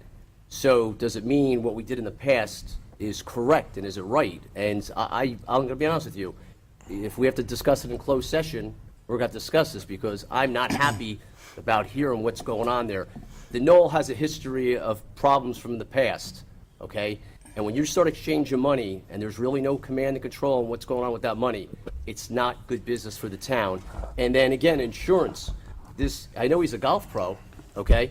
Who's paying for his insurance if he happens to do something that's inappropriate with with somebody that's up there? So my point is, I can't imagine somebody who's getting paid on our dime and then he's generating business on the side. It doesn't sound clean. You know, it's also important to know. Let me. Because now you're telling me you're changing the policy and how you're doing things. People are obviously free to disagree with the policy, and as the governing body, you set policy. Oh, I did not set policy on this. No. I'm going to set policy on it now, to be honest with you. Mr. Laurie, what I'm addressing is that based upon my review of the matter and the facts, I don't find anything here that is inappropriate or wrong or sinister or improper. There is a past practice. The past practice is consistent, at least with my understanding, in the way the golf course industry generally operates. There is no exchanging of money in the sense there was no fee sharing with the township, so there was no accounting to be done there. My understanding is that the arrangement was whatever fees were collected for lessons were the golf pros. So there's no issue Okay. as to whether the township That's was just- owed any of that money. People are free to disagree with the policy and think it's a bad policy, and then you change the policy. But this apparently has been the policy for the past 16 years. And John, I'll be honest. Then I want a think, copy of the written yeah, policy. I want to see the policy. Well, policy- Now, let me finish what I'm going to say next. Now, we hire a police officer to do a road job. Okay, we have a policy in place in regards to what that officer is going to be paid, and then what the town is going to recoup from that officer being out there, and then for his patrol car that's going to be out there, we recoup a fee from that. So we're not recouping anything from this golf pro being up there. So where's the accountability of, and I could, what he makes, it's not a major concern of mine, but how he's doing it and where are the controls on, now you're just telling me, yeah, he made $200 or $400. Well, how do we really know that? Do we have the list of the folks and accountability on that? And again, when you keep saying what past practices are, it doesn't sound, I'm just telling you, how I'm looking at it as being a retired police officer, it doesn't sound clean. It doesn't look good. I just have a quick question. Mr. Valori, there's nothing improper about, okay. I'm telling you, there's nothing improper. And again, and Councilman Bluso, it's not as though you're going to find a written policy. What was indicated, if you listen to Paula, she said it was established by past practice. Okay. Policies can be written or they can become de facto by way of past practice. Ms. Cosarelli clearly indicated that this was a policy established by past practice. It is not a written policy. Well, I think Again, that's it is a policy established by past practice, which, as you know, in the police industry, is a recognized concept in contract negotiations. But this is what just kind of concerns me, John. I just want you to understand this.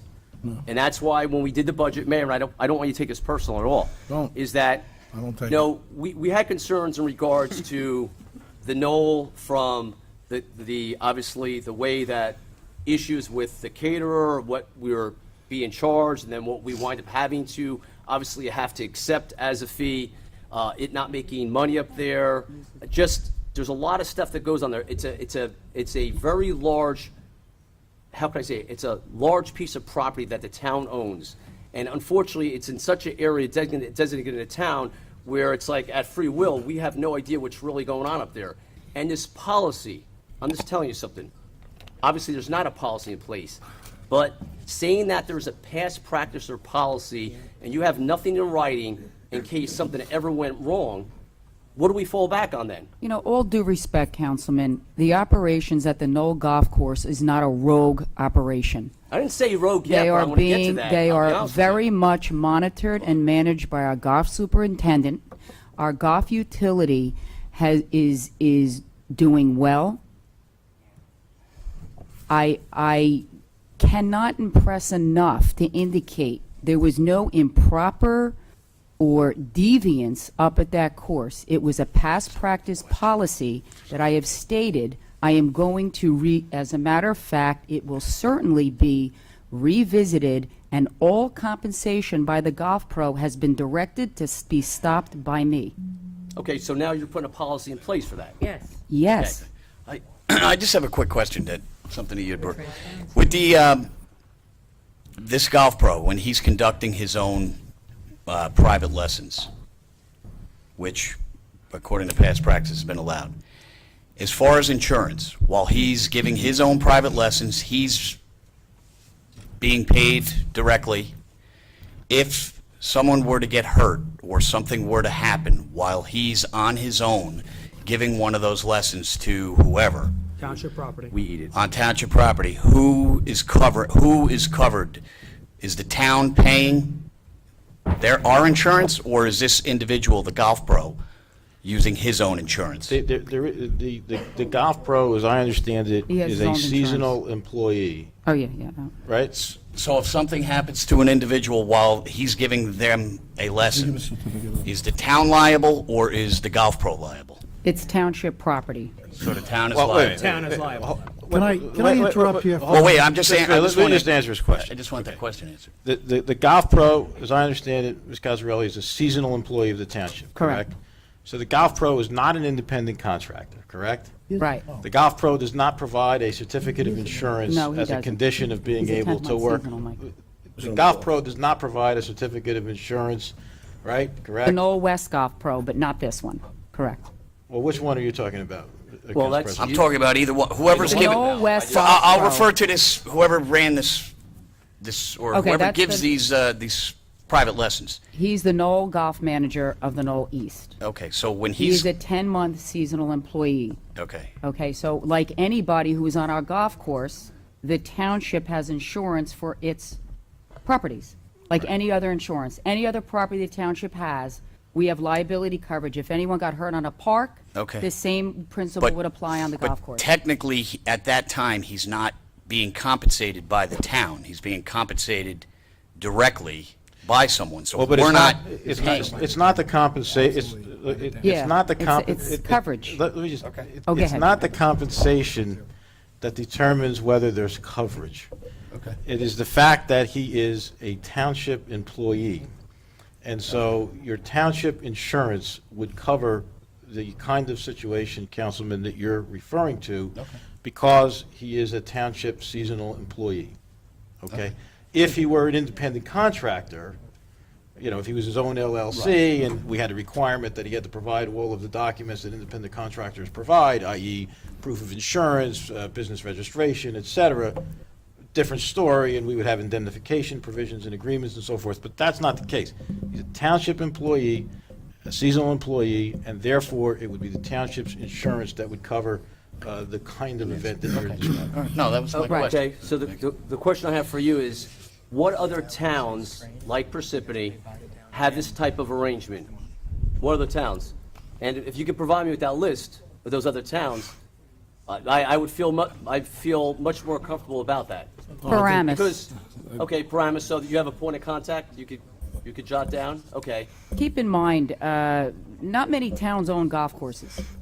okay. We're in a bit of a unique situation. Okay. And I believe Paramus has an arrangement with their Okay, Paramus. seasonal golf pro as well. Okay, But but- I'd have to look into that But for I you. just want you to understand, our concerns. And you know what, Councilman, you're absolutely right. Perception is everything, but it's important to understand this matter is not one that is without parameters. It's not one that's not controlled or managed.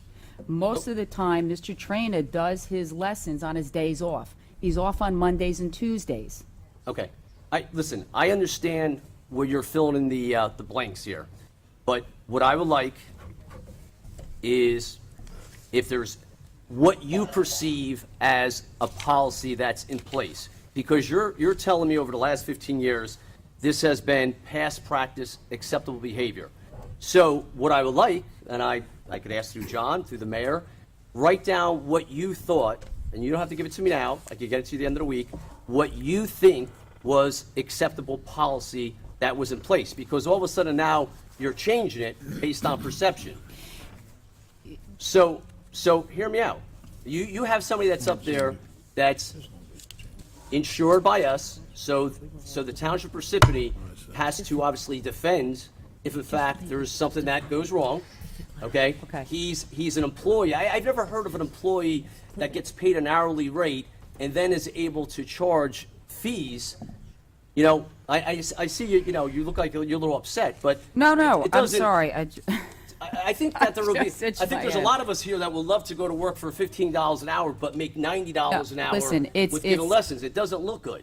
It's important to understand that I know. a policy, the purpose of a policy, establish of a policy is for transparency. So everyone will truly understand the fees charged, monies collected, and compensation for the pro. It's time to write it down, We is have what to. I'm saying. Okay? That doesn't mean we would change how we do it, we just write it down. It's just writing it down. That's right. So we all have an understanding, rather than, going back and by the way, 16 years of what I could see on paper. And that's exactly why. Because why should we thumb through paper when it should be written down in a policy? And that's what I'm doing.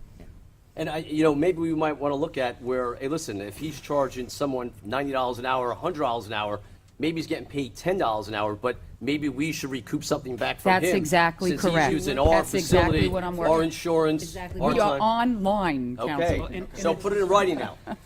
In addition, he should be paying our greens fees, and he should be giving us a certificate of insurance. Not if he's Not if he's a seasonal employee. Give us a certificate of insurance. You can't. You give us a, you work for the town, you give He's us a in a certificate of insurance? No. Folks, It's going to be written in as Folks. his job. if he's a seasonal part of his employee, job. he's a seasonal Well, employee. I think what it comes down to is you said it's not controlled, and it hasn't been managed, and now it's time. That's perfect, we can agree on that. So I think we all agree that this was not managed, it's not controlled, it wasn't on paper, it's gonna be on paper. No, I'm not going to agree it wasn't managed or not controlled. What I will agree is it's important to be transparent, and it's important that our residents and users of that utility understand how this position is compensated. This does have to be transparent, it's And public. if- Absolutely. And if it's not done that way, you're not gonna have a golf pro that's gonna come, you're not gonna have a golf pro that's gonna do the things that this golf pro does to bring business into the township as well. We can bring business in, and the liability is there. If somebody gets hurt and sues. Well, he's an I'm employee, first. so there's no, hey, listen, Yes, an employee. we have an employee liabilities, we receiving have funds if we're not getting liabilities percentage of it. everywhere in the town. Do you not run a town? You have to run a town. Well, let's run it like a business then. So,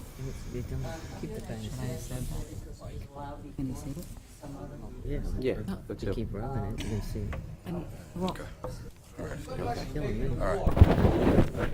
ahead. Go ahead. Go ahead.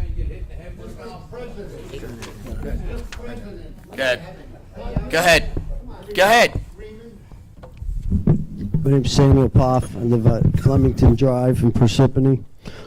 Council President Griffey, hopefully you can answer this for me. If not, I'm sure Council Inglesino will be able to.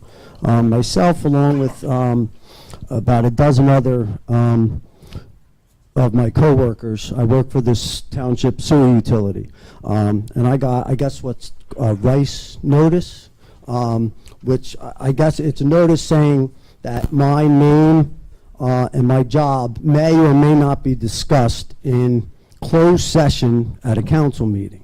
So in order for that to happen, I guess I have to be notified. My question is, how much notice am I supposed to be given that this happens? Because I got the notice yesterday afternoon saying that it was going to be discussed tonight. So about 30 hours notice I got. And what happens, it says that if I want the matter to be discussed in closed session or in public session, Mr. Inglis or Mr. Griffey, if you or one of the other council can answer, what happens if somebody requests that it be done in open forum, but other people request that it be done in private forum? How does that all work? All right, well, first of all, Mr. Poff, conditions affecting your employment will not be discussed tonight in open or in closed session. Okay, that's number one. Okay, it says it in this letter. I'm telling you that conditions concerning your employment will not be discussed tonight in open or in closed session. I understand that because the proper procedure was not followed on the rice forum, so I would understand. respectfully disagree with that. Okay.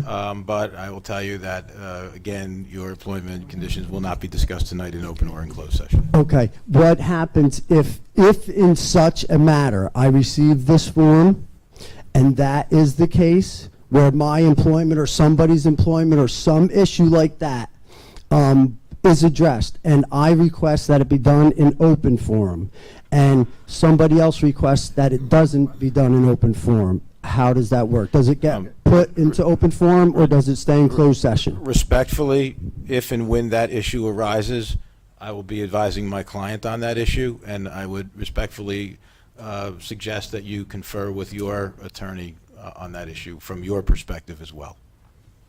So you're not telling me nothing. We don't know anything about this. Okay, okay. Sir, what is the common practice? Can you do you know the adequate notice given that is supposed to be given on a rice notice? Mr. Poff, with all due respect, I'm not going to provide you with legal advice. Thank you.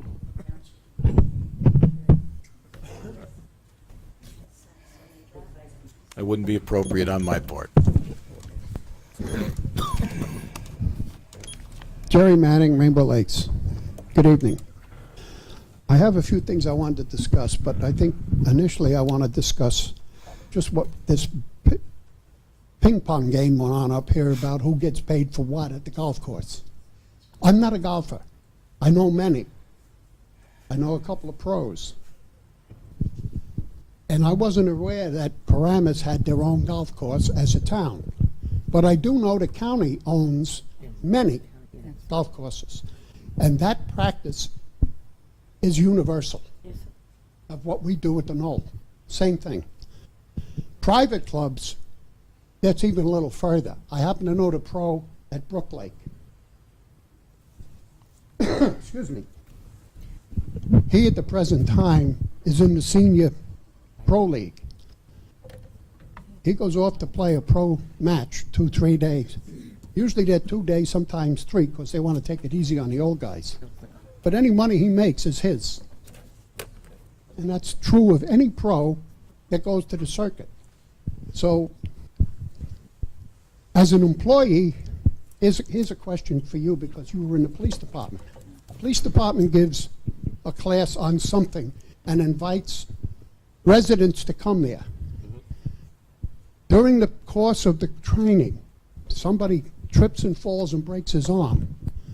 Who pays for that? The cop that gave the story, or the town who owns the building it was in?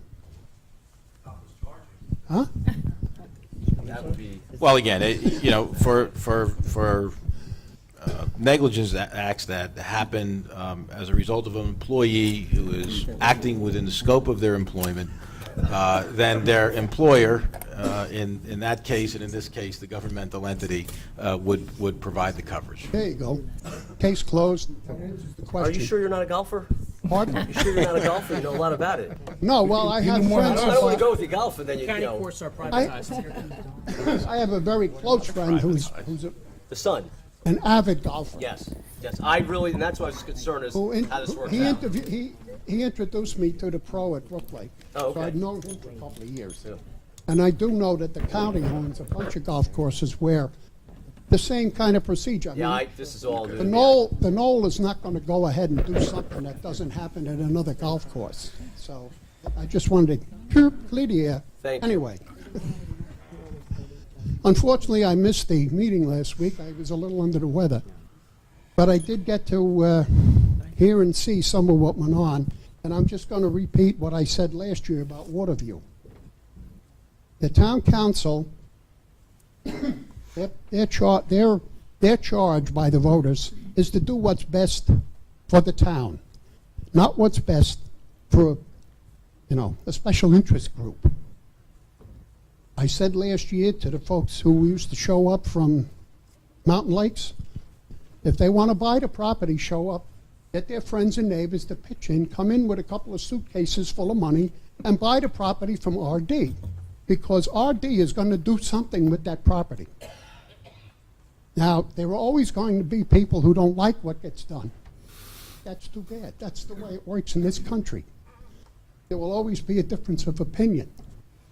But what's right is what happens. They are allowed to do what they want to do, with some minor restrictions put on by the town councils. Now, I read just recently an editorial. I'm not going to mention the name of the fellow who wrote it because it would only be embarrassing for him.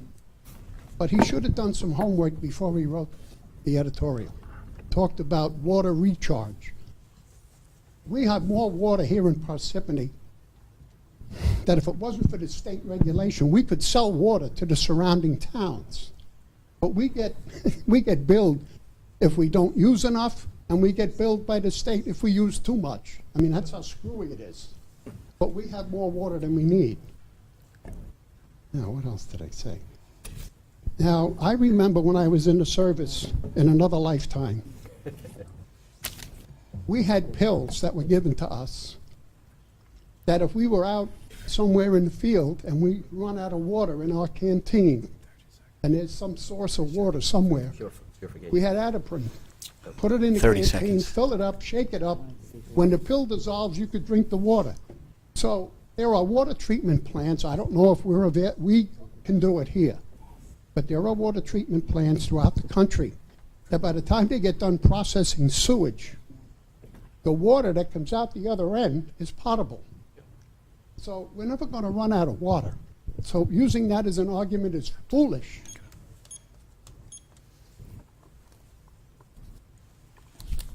Oh, and another thing. You have a lot on that little piece of paper there. Your time is up, sir. myself notes. When you Mr. get to Manning, be your my time. age, if you Mr. don't- Manning, your time's up. If you don't write it down, you don't get Mr. it Manning, done. your time's up. Your time is up, sir. Oh, okay. I'll save this for next time. It has to be small font there, Jerry. You've read away. I will make a comment that some of the 5-minute discussions go on for 20 minutes. You get 5. I only get 5. Just for the record, just so you know, that most of, if not all of, the county golf courses are privatized.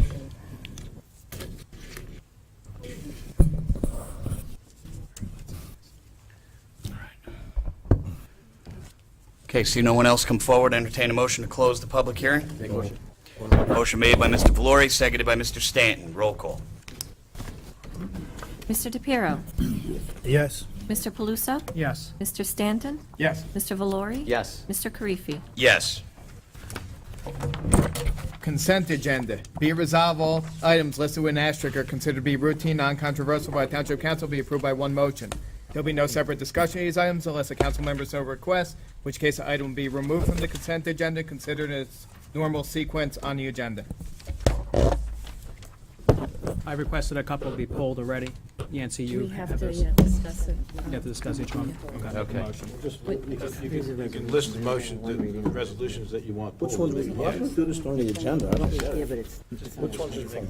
Well, Yancy, you said we were going to pull 146. Well, that's fine. But Is that the one that's going to be pulled? The proper procedure would just be to make a motion for the resolutions that you want pulled. Okay. And just do it that way. Okay. So just list them, the ones that you want pulled. Okay, I'd like to make a motion to pull Resolution 2014-146, Resolution 2014-149, Resolution 2014-150, Resolution 2014-151. Just for clarification purposes, are you pulling them to be voted on later in the meeting? Are they being tabled until next meeting? A table for further discussion. Let me ask a question, if I may, Council President. I'd like a reason why we're. Yeah, I mean, we have agenda meetings to discuss these items. If you want to pull them then, you pull them then. That's what the agenda meetings are for the discussion, to the open, and why you don't want to do this. You continue to delay it by doing it this way. We'll just have one meeting a month. I'd like to know why we're pulling these. You have 2 weeks to go over. You have more than 2 weeks. Uh, And you can contact the administrator if you have any issues on any of these resolutions. The Resolution 2014-146, I make a motion to pull it because of recent light of information that was also discussed from the public at this meeting, and also You're discussed. amazing. Thank you. I'm glad you You're think I'm just amazing. amazing. That was about the 45,000, right? Yes, that's about Okay. the 45,000. That's the funding. that was being pulled That one I anyway. understood. Right. We would like to pull that to see if the funding is allocated from 2013 to So 188. we're happy with that one? Yes. I'll second that motion. Yeah. Oh, wait. he's- Oh, is that Why right? don't you Yeah, wait? that was fine. We could do The them other one individually if you want. Joking me. No, he said, Okay. Resolution 2014-149, broker record services. I had discussed this with our business administrator before, and also Resolution 2014-150. I also spoke to our administrator about that as well. Where are you on the bid? Before- Where are you on the He needs risk contract management. time and the bid? That doesn't tell me why we're pulling them. I just want to indicate Resolution 2014-150 is our workers' comp case management. To just let you know, at this point in time, the township will have paid them over our bid limit. It is important to approve this resolution tonight. They have been an established workers' comp company that has been with us for 14 years. Over the course of 14 years, they increased their price once. D&H has been absolutely instrumental and essential to this township for workers' comp case management. What they do for our township is they closely manage and review workers' comp cases, particularly in the field of utilization. Utilization is how many times our injured employees are reporting to doctors for repetitive procedures. They manage it. They work very closely with First MCO. D&H has absolutely stood by this township in its competence and its financial astuteness in recognizing the cost of insurance and the cost that workers' comp claims reflect on our municipal budget. They also advise me when there are certain repetitive situations and they send me reporting, just so you know, they will say, Paula, we have discovered that a particular body part in a particular department or departments seem to be having a consistent problem. We work on corrective action, educating our workforce. I just can't say enough about Dietz and Hammer as our workers' compensation case managers. They are fantastic, and I do hopefully, respectfully request that tonight that particular resolution be voted on with regard to the information I just provided. Paul, are they a third-party administrator? They are not a third-party administrator. They are our workers' comp direct case managers. And they were our previous case managers as well? Or- They have been our case managers since 2002. Okay.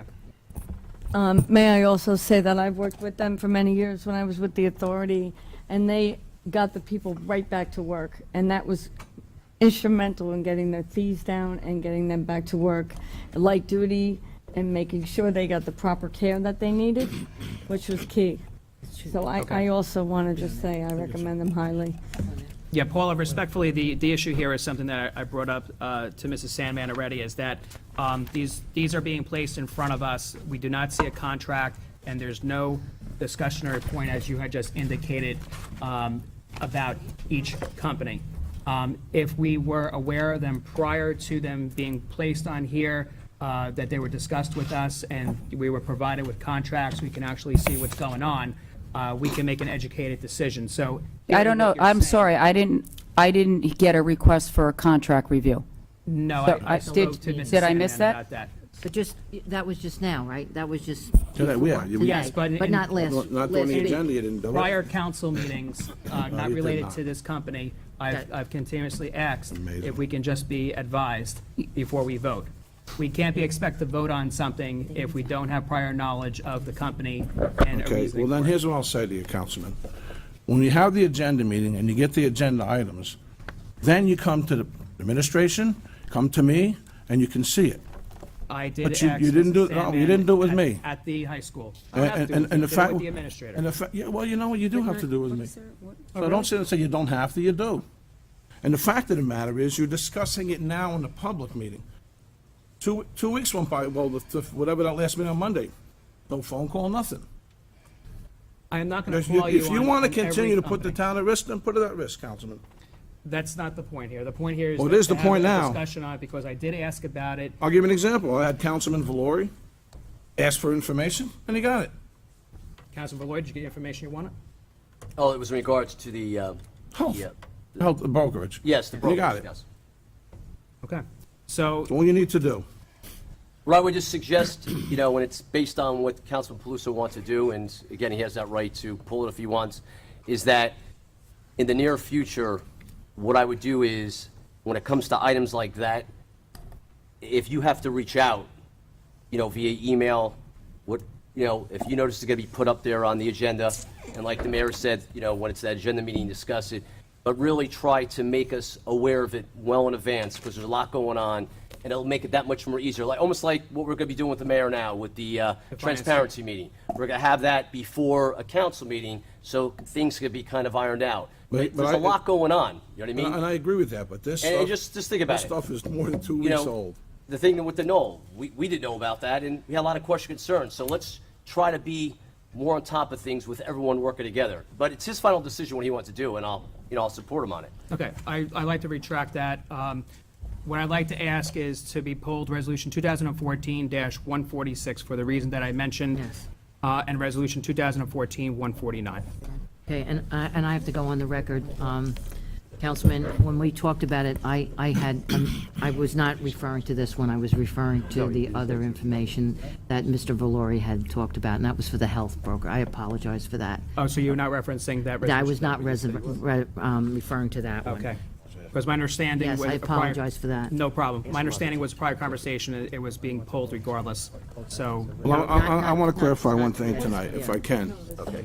If you have any questions going forward, you can contact my office, and then I will go to the administrator. Which one? Can I just, Mrs. Sandman? Yes. With number 149, are there any pertinent issues, urgent issues that this needs to be addressed right now? Or?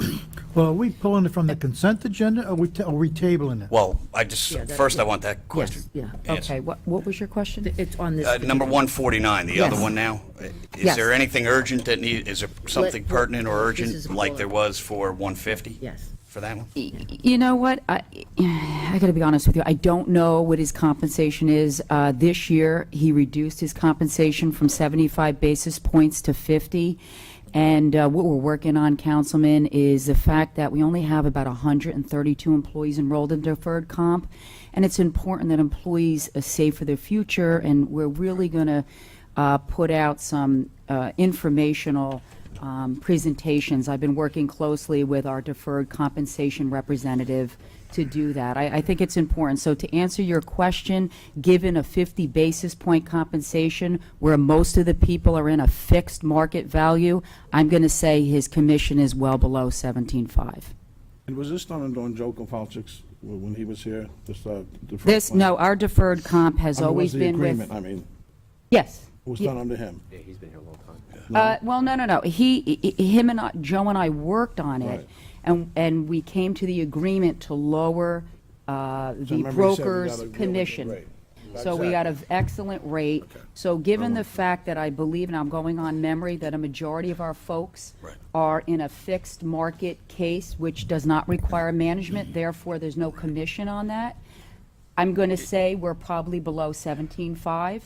How long has this broker been? Oh, we're below Oh, the he's been with 75. us, God, He's not- Prestige Wealth. I don't know how long they've been with it. I know it's been more than 3 years. I'm going to say, I don't know, I don't even want to guess. I don't I even. think what you're asking, though, is this urgent? Do you want more information on it? I don't think, this one is not urgent. This one is No. not urgent, so we can pull Yeah, it, but you I just could, wanted to yeah. let you know that I was referring to the other one. But on this case, if you All want right, more now I'll go back to information on Mr. it- DePiero's question. Mr. Paluso, do you want it, are you looking to table it, or are you looking to pull it from consent and have it voted on individually? Okay, Resolution 2014-146, I'd like to table it until we find an answer to the question of the money from 2013-188 ordinance of $45,000. In reference to Resolution 2014-149, if there's no additional questions from the council, if they require any additional information, I'm fine with it. Okay, so we'll leave that. So we have a motion on the floor to pull 146. Second. Correct. And table it for further discussion. Motion by Mr. Paluso, seconded by Mr. Stanton. Roll call. Mr. DePiero? Yes. Mr. Paluso? Yes. Mr. Stanton? Yes. Mr. Valori? Yes. Mr. Karifi? Yes. Thank you. Okay. Going forward, they got to contact my office. We still need to go back. Okay, We need to go back and approve the consent agenda. yes, as amended. okay. I know it is. All right, motion to approve consent agenda made by Mr. Stanton, Second. seconded by Mr. DePiero. Roll call. This is only. Mr. DePiero? Yes. Mr. Paluso? Yes. Mr. Stanton? Yes. Mr. Valori? Yes. Mr. Karifi? Yes. Ordinance for introduction, none. Resolutions, non-consent agenda, 2014-153, Mr. DePiero. Resolution of the Township of Parsippany-Troy Hills placing a lien on a particular property for failure to abate dangerous conditions on the property, 89 Minnehaha Boulevard. Second. Motion made by Mr. DePiero, seconded by Mr. Stanton. Roll call. Mr. DePiero? Yes. Mr. Paluso? Yes. Mr. Stanton? Yes. Mr. Valori? Yes. Mr. Karifi? Yes. Number 154, Mr. Paluso. Don't do that. Before I read Resolution 2014-154, I'd like to ask the administration, who is the caretaker of the property that's going to be in Crestman's Farms? Yeah, Mr. Cleary? There's a caretaker up there full-time? Yeah, I didn't realize that either. He is gone. He has left. So this is a new caretaker coming in? Yes. Yes. Is this caretaker related to anybody on council or the administration? I Do we think know it's this your person? cousin. Not that I'm aware of. No, I'm not aware of that relation No. either. No. Let me say this, though. If he was related to someone here, you would have been notified. Just a question for you in regards to caretaker. It sounds like caretaker that somebody's being, brought to, Sounds like a horror cemetery. movie. I know, the caretaker, what do they actually do up there, the caretaker? They run the whole, when they have events over I there. know there's that woman up there that's full-time. Yeah, but the caretaker's different. Takes care of the grounds. Oh, all the grounds up there? and there's events and all that. Oh, okay. Like a handyman. Yes. Okay. Okay, all right. Any further questions? That's good clarification. I had no idea we had somebody up there. Okay. Takes care of the body. I just thought that was a woman that was up there. I was gave us a tour. Go ahead. Okay, hearing no further questions. Resolution 2014-154, resolution of the Township Council of the Township of Parsippany-Troy Hills authorizing the execution of a lease with a caretaker of Craftsman's Farms. Motion to approve. Motion made by Mr. Paluso, seconded by Second. Mr. DePiero. Roll call. Mr. DePiero? Yes. Mr. Paluso? Yes. Mr. Stanton? Yes. Mr. Valori? Yes. Mr. Karifi? Yes. 155, Mr. Stanton. Resolution, Township Council, Township Parsippany-Troy Hills, authorizing an amendment in the settlement agreement with Forge Pond Developers, LLC, Powder Mill Heights, LLC, Vale Manor Developers, LLC, Put in Stone Developers, LLC. Motion made by Mr. Stanton, Second. seconded by Mr. DePiero. Roll call. Mr. DePiero? Yes. Mr. Paluso? Yes. Mr. Stanton? Yes. Mr. Valori? Yes. Mr. Karifi? Yes. Or 2014-156. Before I read, I just wanted to open this up for discussion because a few people had some questions. What is it? This is the agreement with the Board of Ed for the, Oh, SRO. I have a I know this had come up in previous discussions and meetings, and I know it had come up with the police contract that the officers work 4 days, and there was a 1 day a week where the officers were being paid overtime for that other day. Is that going to be the same case, or are we going to put a different officer for that 1 day a week in the school so that we're not paying overtime for a full shift every week? What we did in the negotiation, we made it clear. That was, in a sense, looking behind the veil of how operations are. The basic thing is we are receiving $50,000 compensation for each officer. We are receiving, going from how many years at zero, we are now going to receive for 180 days, $100,000. And it's as simple as that. So there's no complications of the overtime and all the rest Okay, of but it. what about, is it going to be the same It's officer? going to be the same officer. So they'll be 5 paid days. overtime every week? The officer is being paid, his time. But our officers only work 4 days a week, But so. we're getting the $50,000 per. Yeah. Right, Yeah, but- yeah, yes, there will be Overtime, you will get the overtime overtime. paid. They will right. be paid overtime? Yeah. Okay, They'll be paid every week? overtime. Stipulation was the fact that we were receiving nothing Nothing. for 15 years, and now we're getting $100,000. And the fact of the matter is that, my opinion, and just talking to the chief and the head of security, there's such a great advantage of having a police officer there, not a retired police officer or a security person, and they agreed. But on that part, fact is though, wanted to go into the middle schools, and then that made it a little bit more difficult for us, because then, you know, they would have to share again in the expense, so they decided to take a different route. I will also state for the record, based on how we were negotiating, the overtime, in a sense, was considered in that document. For example, instead of getting 40 for each, it really come out to be that fifth day was about say $18,000. So Right. that's how we went to $100,000. We just made it cleaner. Basically, there was an agreement that looked like it was Right. going to be about $80,000 compensation If I for the may two ask, offices. I know Yes. we were getting zero, so going Yes, yeah, to I know, up to I know. that 100 is a lot better yes, than zero, yes, but yes. is this, are we realistically saying that they're paying half? Is that what we're looking at? Because No, that doesn't work out. I've worked with SRO agreements over the years, in starting in Denville and then going on forward. It really is not it's not a one-for-one or a half of. Okay. It really doesn't work that, it really doesn't yeah, work that way. no, I can see that. Yeah, Okay, yeah, it hasn't, I've never had that experience, and I will tell you this, I'm pleased with the results. I mean, we did work hard on that.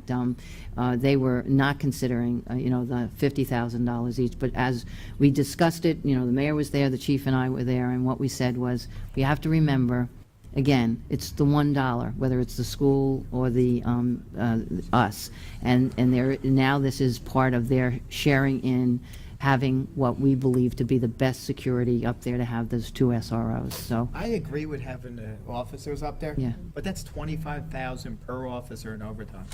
You know that, per school. Just for that one It's officer. 18, it's not. it's 18,000 for the both of them. We did the calculation. We split it out 18, it's for the two, for the So it's fifth day. 9,000 It's per about officer. 9,000. Yeah, because it's 180 days, that's why. It's not- 180 days. It's not a Because they're whole going to school year. work, they're working their other schedule when they're not working up at the school.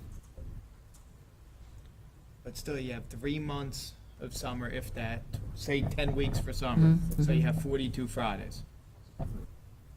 I will tell you that the calculation was done, and I can show you that. Calculation's way off, way off. Even if it's way off, we also, if that's the case, which I don't believe it is, but I will show you the number. I will also say, Councilman, that again, it's the fair compensation for getting some consideration towards the police. And if you're saying it's $25,000 each, so you're saying we're only being compensated $50,000? Well, here's what I will Or you're say. trying to do a dollar for dollar. That is not how, I'm actually going on the low end saying 25 per. No, it's not 25 no, per. it's not. Well, if Mr. Stan's Well, here, calculations are you- right, if it's 42 days a week, for a year, 42 days, at the overtime rate, this could be up to Up to 30. So I'm being low end. $700 a day. It comes out to above 25,000 per person. I just think we shouldn't be paying overtime. Well, then here's one of the issues you're gonna have. You're not gonna have SROs in the schools. And I think that, and this is just my opinion, I think it's very important that we have our SROs in the schools. Oh, I agree with you. We haven't received any money in 15 years. Now we're getting $100,000. And Can you suggest a way we don't pay them overtime? I don't know. Something, Well, the can we contract coming up has put to. a different that has to be officer in put for the And how one do day? they worked 4 days a week? How many hours a day? No, that was one of the stipulations that the school needed, the 10 continuity. hours a day, You need the 40 5 hours, days. okay? Let's They're not just- working 10 hours a day at the schools. No, they're not. No, but if they work 8 at what their overtime rate is, it's still. They're close to working 30. 6 hours a day at the schools. No, a little bit longer than that. You gotta be An in the hour school for before it lunch. opens. Unless they eat. Well, what they are eat their lunch, actual it's an hour. hours for school on Fridays? I think they Eight- have. 8 by to 3. I think it's by Okay, 3. so 7 hours a day. 7 hours a day, but that includes the lunch hour. Yeah. But they're getting, what they're saying, and. Will is you they- guys pay for lunch hours? No, what they're saying is that whole day is overtime. That's what Because it you can is. still Trust me, I respond to a want the call. officers. The officer's still gonna be responsible to handle a situation. My point Somehow, is this, some in the way. 4 days they work at the schools, does not come to 40 hours. Would you agree to that? Right. Then why are we paying them? Exactly. What's the violation of the, probably the contract, right? No, because they're still working their hours. Right. Probably after Yeah, that, they go they're in. working their By doing the hours. way we're doing it, All right, then It's just- yeah. they're spending the other yeah. day Right. on their job. Yes. Right. All right. Yeah, I just think, you That's know, common. in their contract, that job should be in 5 days, 8 hours a day. Yeah. That offer. But how do you do that, and not violate the No, I his think contract? I'm approving, I agree Yes, they should be in yeah, the school. yeah. I also think it's open contract time, that position should be 5 days a week, 8 hours. That should be negotiated into the contract. Okay, Not should into be the negotiated- I'm Yeah, in the dead for contract. them being in the Okay. schools. All Well, right. let me just say contract this, That's not gonna be- Brian, that's something that That would we, be a police contract. and I can't, That- I yeah, can't that's a discuss, police I contract. cannot That's- discuss Oh, negotiations. no, exactly. Yeah. I'm saying it's yeah. something that we In the should police negotiate. contract, Yes. what was happening is, it was looking like a police contract with the Board of Education, not the administration That's what we did. and the township, and that's what we changed. So I understand where and you're I'm not coming trying to from. be- Yeah, you I know don't mean where- to cut you yeah, short, okay. but that fifth day never became an issue until they had to pay for it. But just think about it, if they turned around in the next contract, that officer was 8 hours a day for 5 days, now we're getting 100,000. Correct. However, I agree with everything now. I I'm saying know, the I future. understand, in the future, and the thing is, when you are negotiating, and when you're in the room, and you're trying to make the best possible fair, that, believe me, this just didn't just happen. And I think you're appreciting that, Brian. Oh, I know. understand. Try- Yeah, and I understand, but again, we have a, you know, when you're talking about, this is not, I'm not gonna talk about negotiations, but I am gonna talk about, that schedule is a very, it's a difficult schedule, you know, difficult in the sense of, you know, how I see it, you know, with regard to the way the hours work. So we need to look at that also. Was But there I'll any- leave it at that. Was there any way we can come up with a plan to also cover the middle schools? There's only one plan, the only plan you have in place is. money.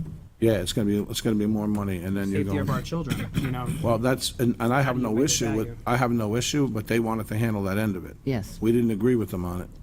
So they have, my understanding is they were going to pursue some additional. We spoke to them. They didn't want to said go that specials. Yeah, they didn't want specials, but Or the SROs. specials would still have the ability to arrest. You know what it's like, when you have this police officers in the schools, it's like a substation.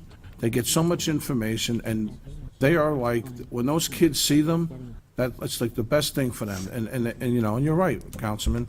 You know, you have to put public safety first sometimes, and I think this is one area where you do put it first.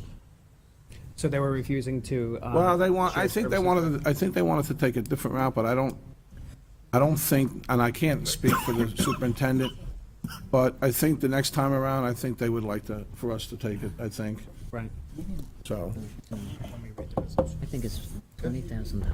And then, you know, with a special, you can hire a retired police officer, could still be a special after 180 days, and then you're gonna get an experienced police officer that could handle Right. that. And I think, Counsel, I might be wrong on this. I think the reason why we could do it that way is because we never had SROs in the school, in the, not elementary, in the middle schools. But if we had SROs there already, then we probably couldn't do what we need with the special. Because of the, past practices that we talked about before. What I would like to say, I mean, I don't know if we can look into it or something, whereas so that we could have more law enforcement inside the middle schools as well, because I agree, I mean, safety, I'd love to see that, but if we looked into hiring specials and utilizing them in all of the schools. Paul, we expressed that at the meeting. Okay. And then the next thing we knew, that we left the meeting, that we were happy to get the SROs, and the next thing I knew, they weren't going to do specials or additional SROs. They said, well, we're going to hire our own people. And my understanding is they hired two. Oh, the school did. The The school did. hired They two of their wouldn't- own. They couldn't, I don't know whether they couldn't wrap their head around it, but we were trying to tell them about specials and about the. And we explained to them. We right, really how you did. get a special Like I police said, this officer. didn't just happen. We Yeah, felt. well, that we I had- was just for that may be a And I would like to PBA revisit issue it as with well Yes. with that, so Yeah, that would yeah. be, okay. But I just wanted to let you know, we wanted Yeah, to do. revisit it. And Yeah. then Yeah, The we fact is did. that if we did the specials, they would most likely pay the 100% of it, because they don't need health benefits. Yeah. And the fact is, you're gonna pay 48, 50,000, that's it. Yeah. And it could be, or retired officers that are Yeah. familiar with the Yes, schools, so absolutely, it would be a absolutely. win-win. Yeah, absolutely. Because under this plan too, we're paying for their benefits, we're paying for their armor, Right, the one we have now. Yes. the one we have now. So we're talking about the overtime, but it's more cumbersome than that. It's the utilities to keep them as a police officer, And insurance. you know what, everything yes, and I hear you, and we're talking dollars and cents, and you said it, Councilman, it's about the children. And what it is having an SRO in there, and I'm preaching to the choir here with all our police enforcement, that is, when an incident occurs, it's investigated right then and there, because they're a police officer and an SRO, They and have the that's ability to arrest as priceless. well. Right. That's priceless. It's not even, it's also if there's an incident. Yes. That's Right, an you're urgent right. situation. That's what I'm that saying. they're- It's- No, I mean, they're not on even it. investigated. I'm Yeah, talking about it yeah. needs to be addressed Right then and immediately. there, They're in there. They're there. Right. And that, The other way- and that was tantamount, no matter all the good negotiations and trying to get the best possible arrangement for compensation, that took first place. Right. Second place was getting some additional compensation. But going from 0 to 100, we thought we did the best we could, based on the fact that our main purpose was the security of that building and those kids. And Council President, And students. you're and correct. teachers. If you have a security guy there, he has to call in to get a report. It's not like he can react like a police officer could at that moment. Right. So it's downtime. All right. You ready? Or 2014-156, resolution of Township Council, Township Parsippany-Troy Hills, authorizing shared services agreement with the Parsippany-Troy Hills Board of Education for school resource officer services. Second. Motion made by Mr. Stanton, seconded by Mr. DePiero. Roll call. Mr. DePiero? Yes. Mr. Paluso? Yes. Mr. Stanton? Yes. Mr. Valori? On the advice of council, I'm going to have to abstain from voting on this because of a conflict. Mr. Karifi? Yes. Number 157, Mr. DePiero. Resolution of the Township Council of the Township of Parsippany-Troy Hills authorizing third-party payroll disbursements. Motion made by Mr. DePiero, seconded by Mr. Stanton. Roll call. Sorry, I gotta stand. Mr. DePiero?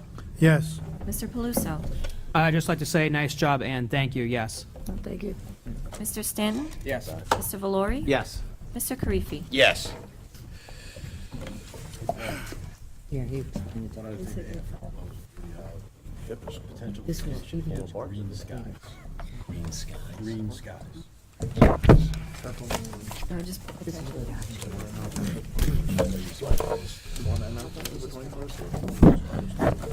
Okay, at this time, we'll be going into closed session. Resolution, whereas the Open Publics Meeting Act, PL 1975, Chapter 231, permits the exclusion of the public from a meeting in certain circumstances, and whereas the Township Council is the opinion that such circumstances presently exist, and whereas the Township Council wishes to discuss attorney-client privilege, reference to potential litigation matter, RD Realty versus Township of Parsippany-Troy Hills, Bendis versus Parsippany-Troy Hills, and Green Skies versus Township of Parsippany-Troy. That would be potential litigation for Parsippany against Green Skies. Okay. Second. And whereas minutes will be kept, and once the matter involving the confidentiality above no longer requires confidentiality, the minutes can be made public. Now therefore be it resolved by the Township Council, the Township of Parsippany-Troy Hills, that the public be excluded from this meeting. Motion made by myself, seconded by Mr. DePiero. Roll call. Mr. DePiero? Yes. Mr. Paluso? Yes. Mr. Stanton? Yes. Mr. Valori? Yes. Mr. Karifi? Yes. What time are you? Entertain a motion to reconvene. Take a motion. Motion made by Mr. Stanton, Second. seconded by Mr. Paluso. Roll call. Mr. DePiero? Yes. Mr. Paluso? Yes. Mr. Stanton? Yes. Mr. Valori? Yes. Mr. Karifi? Yes.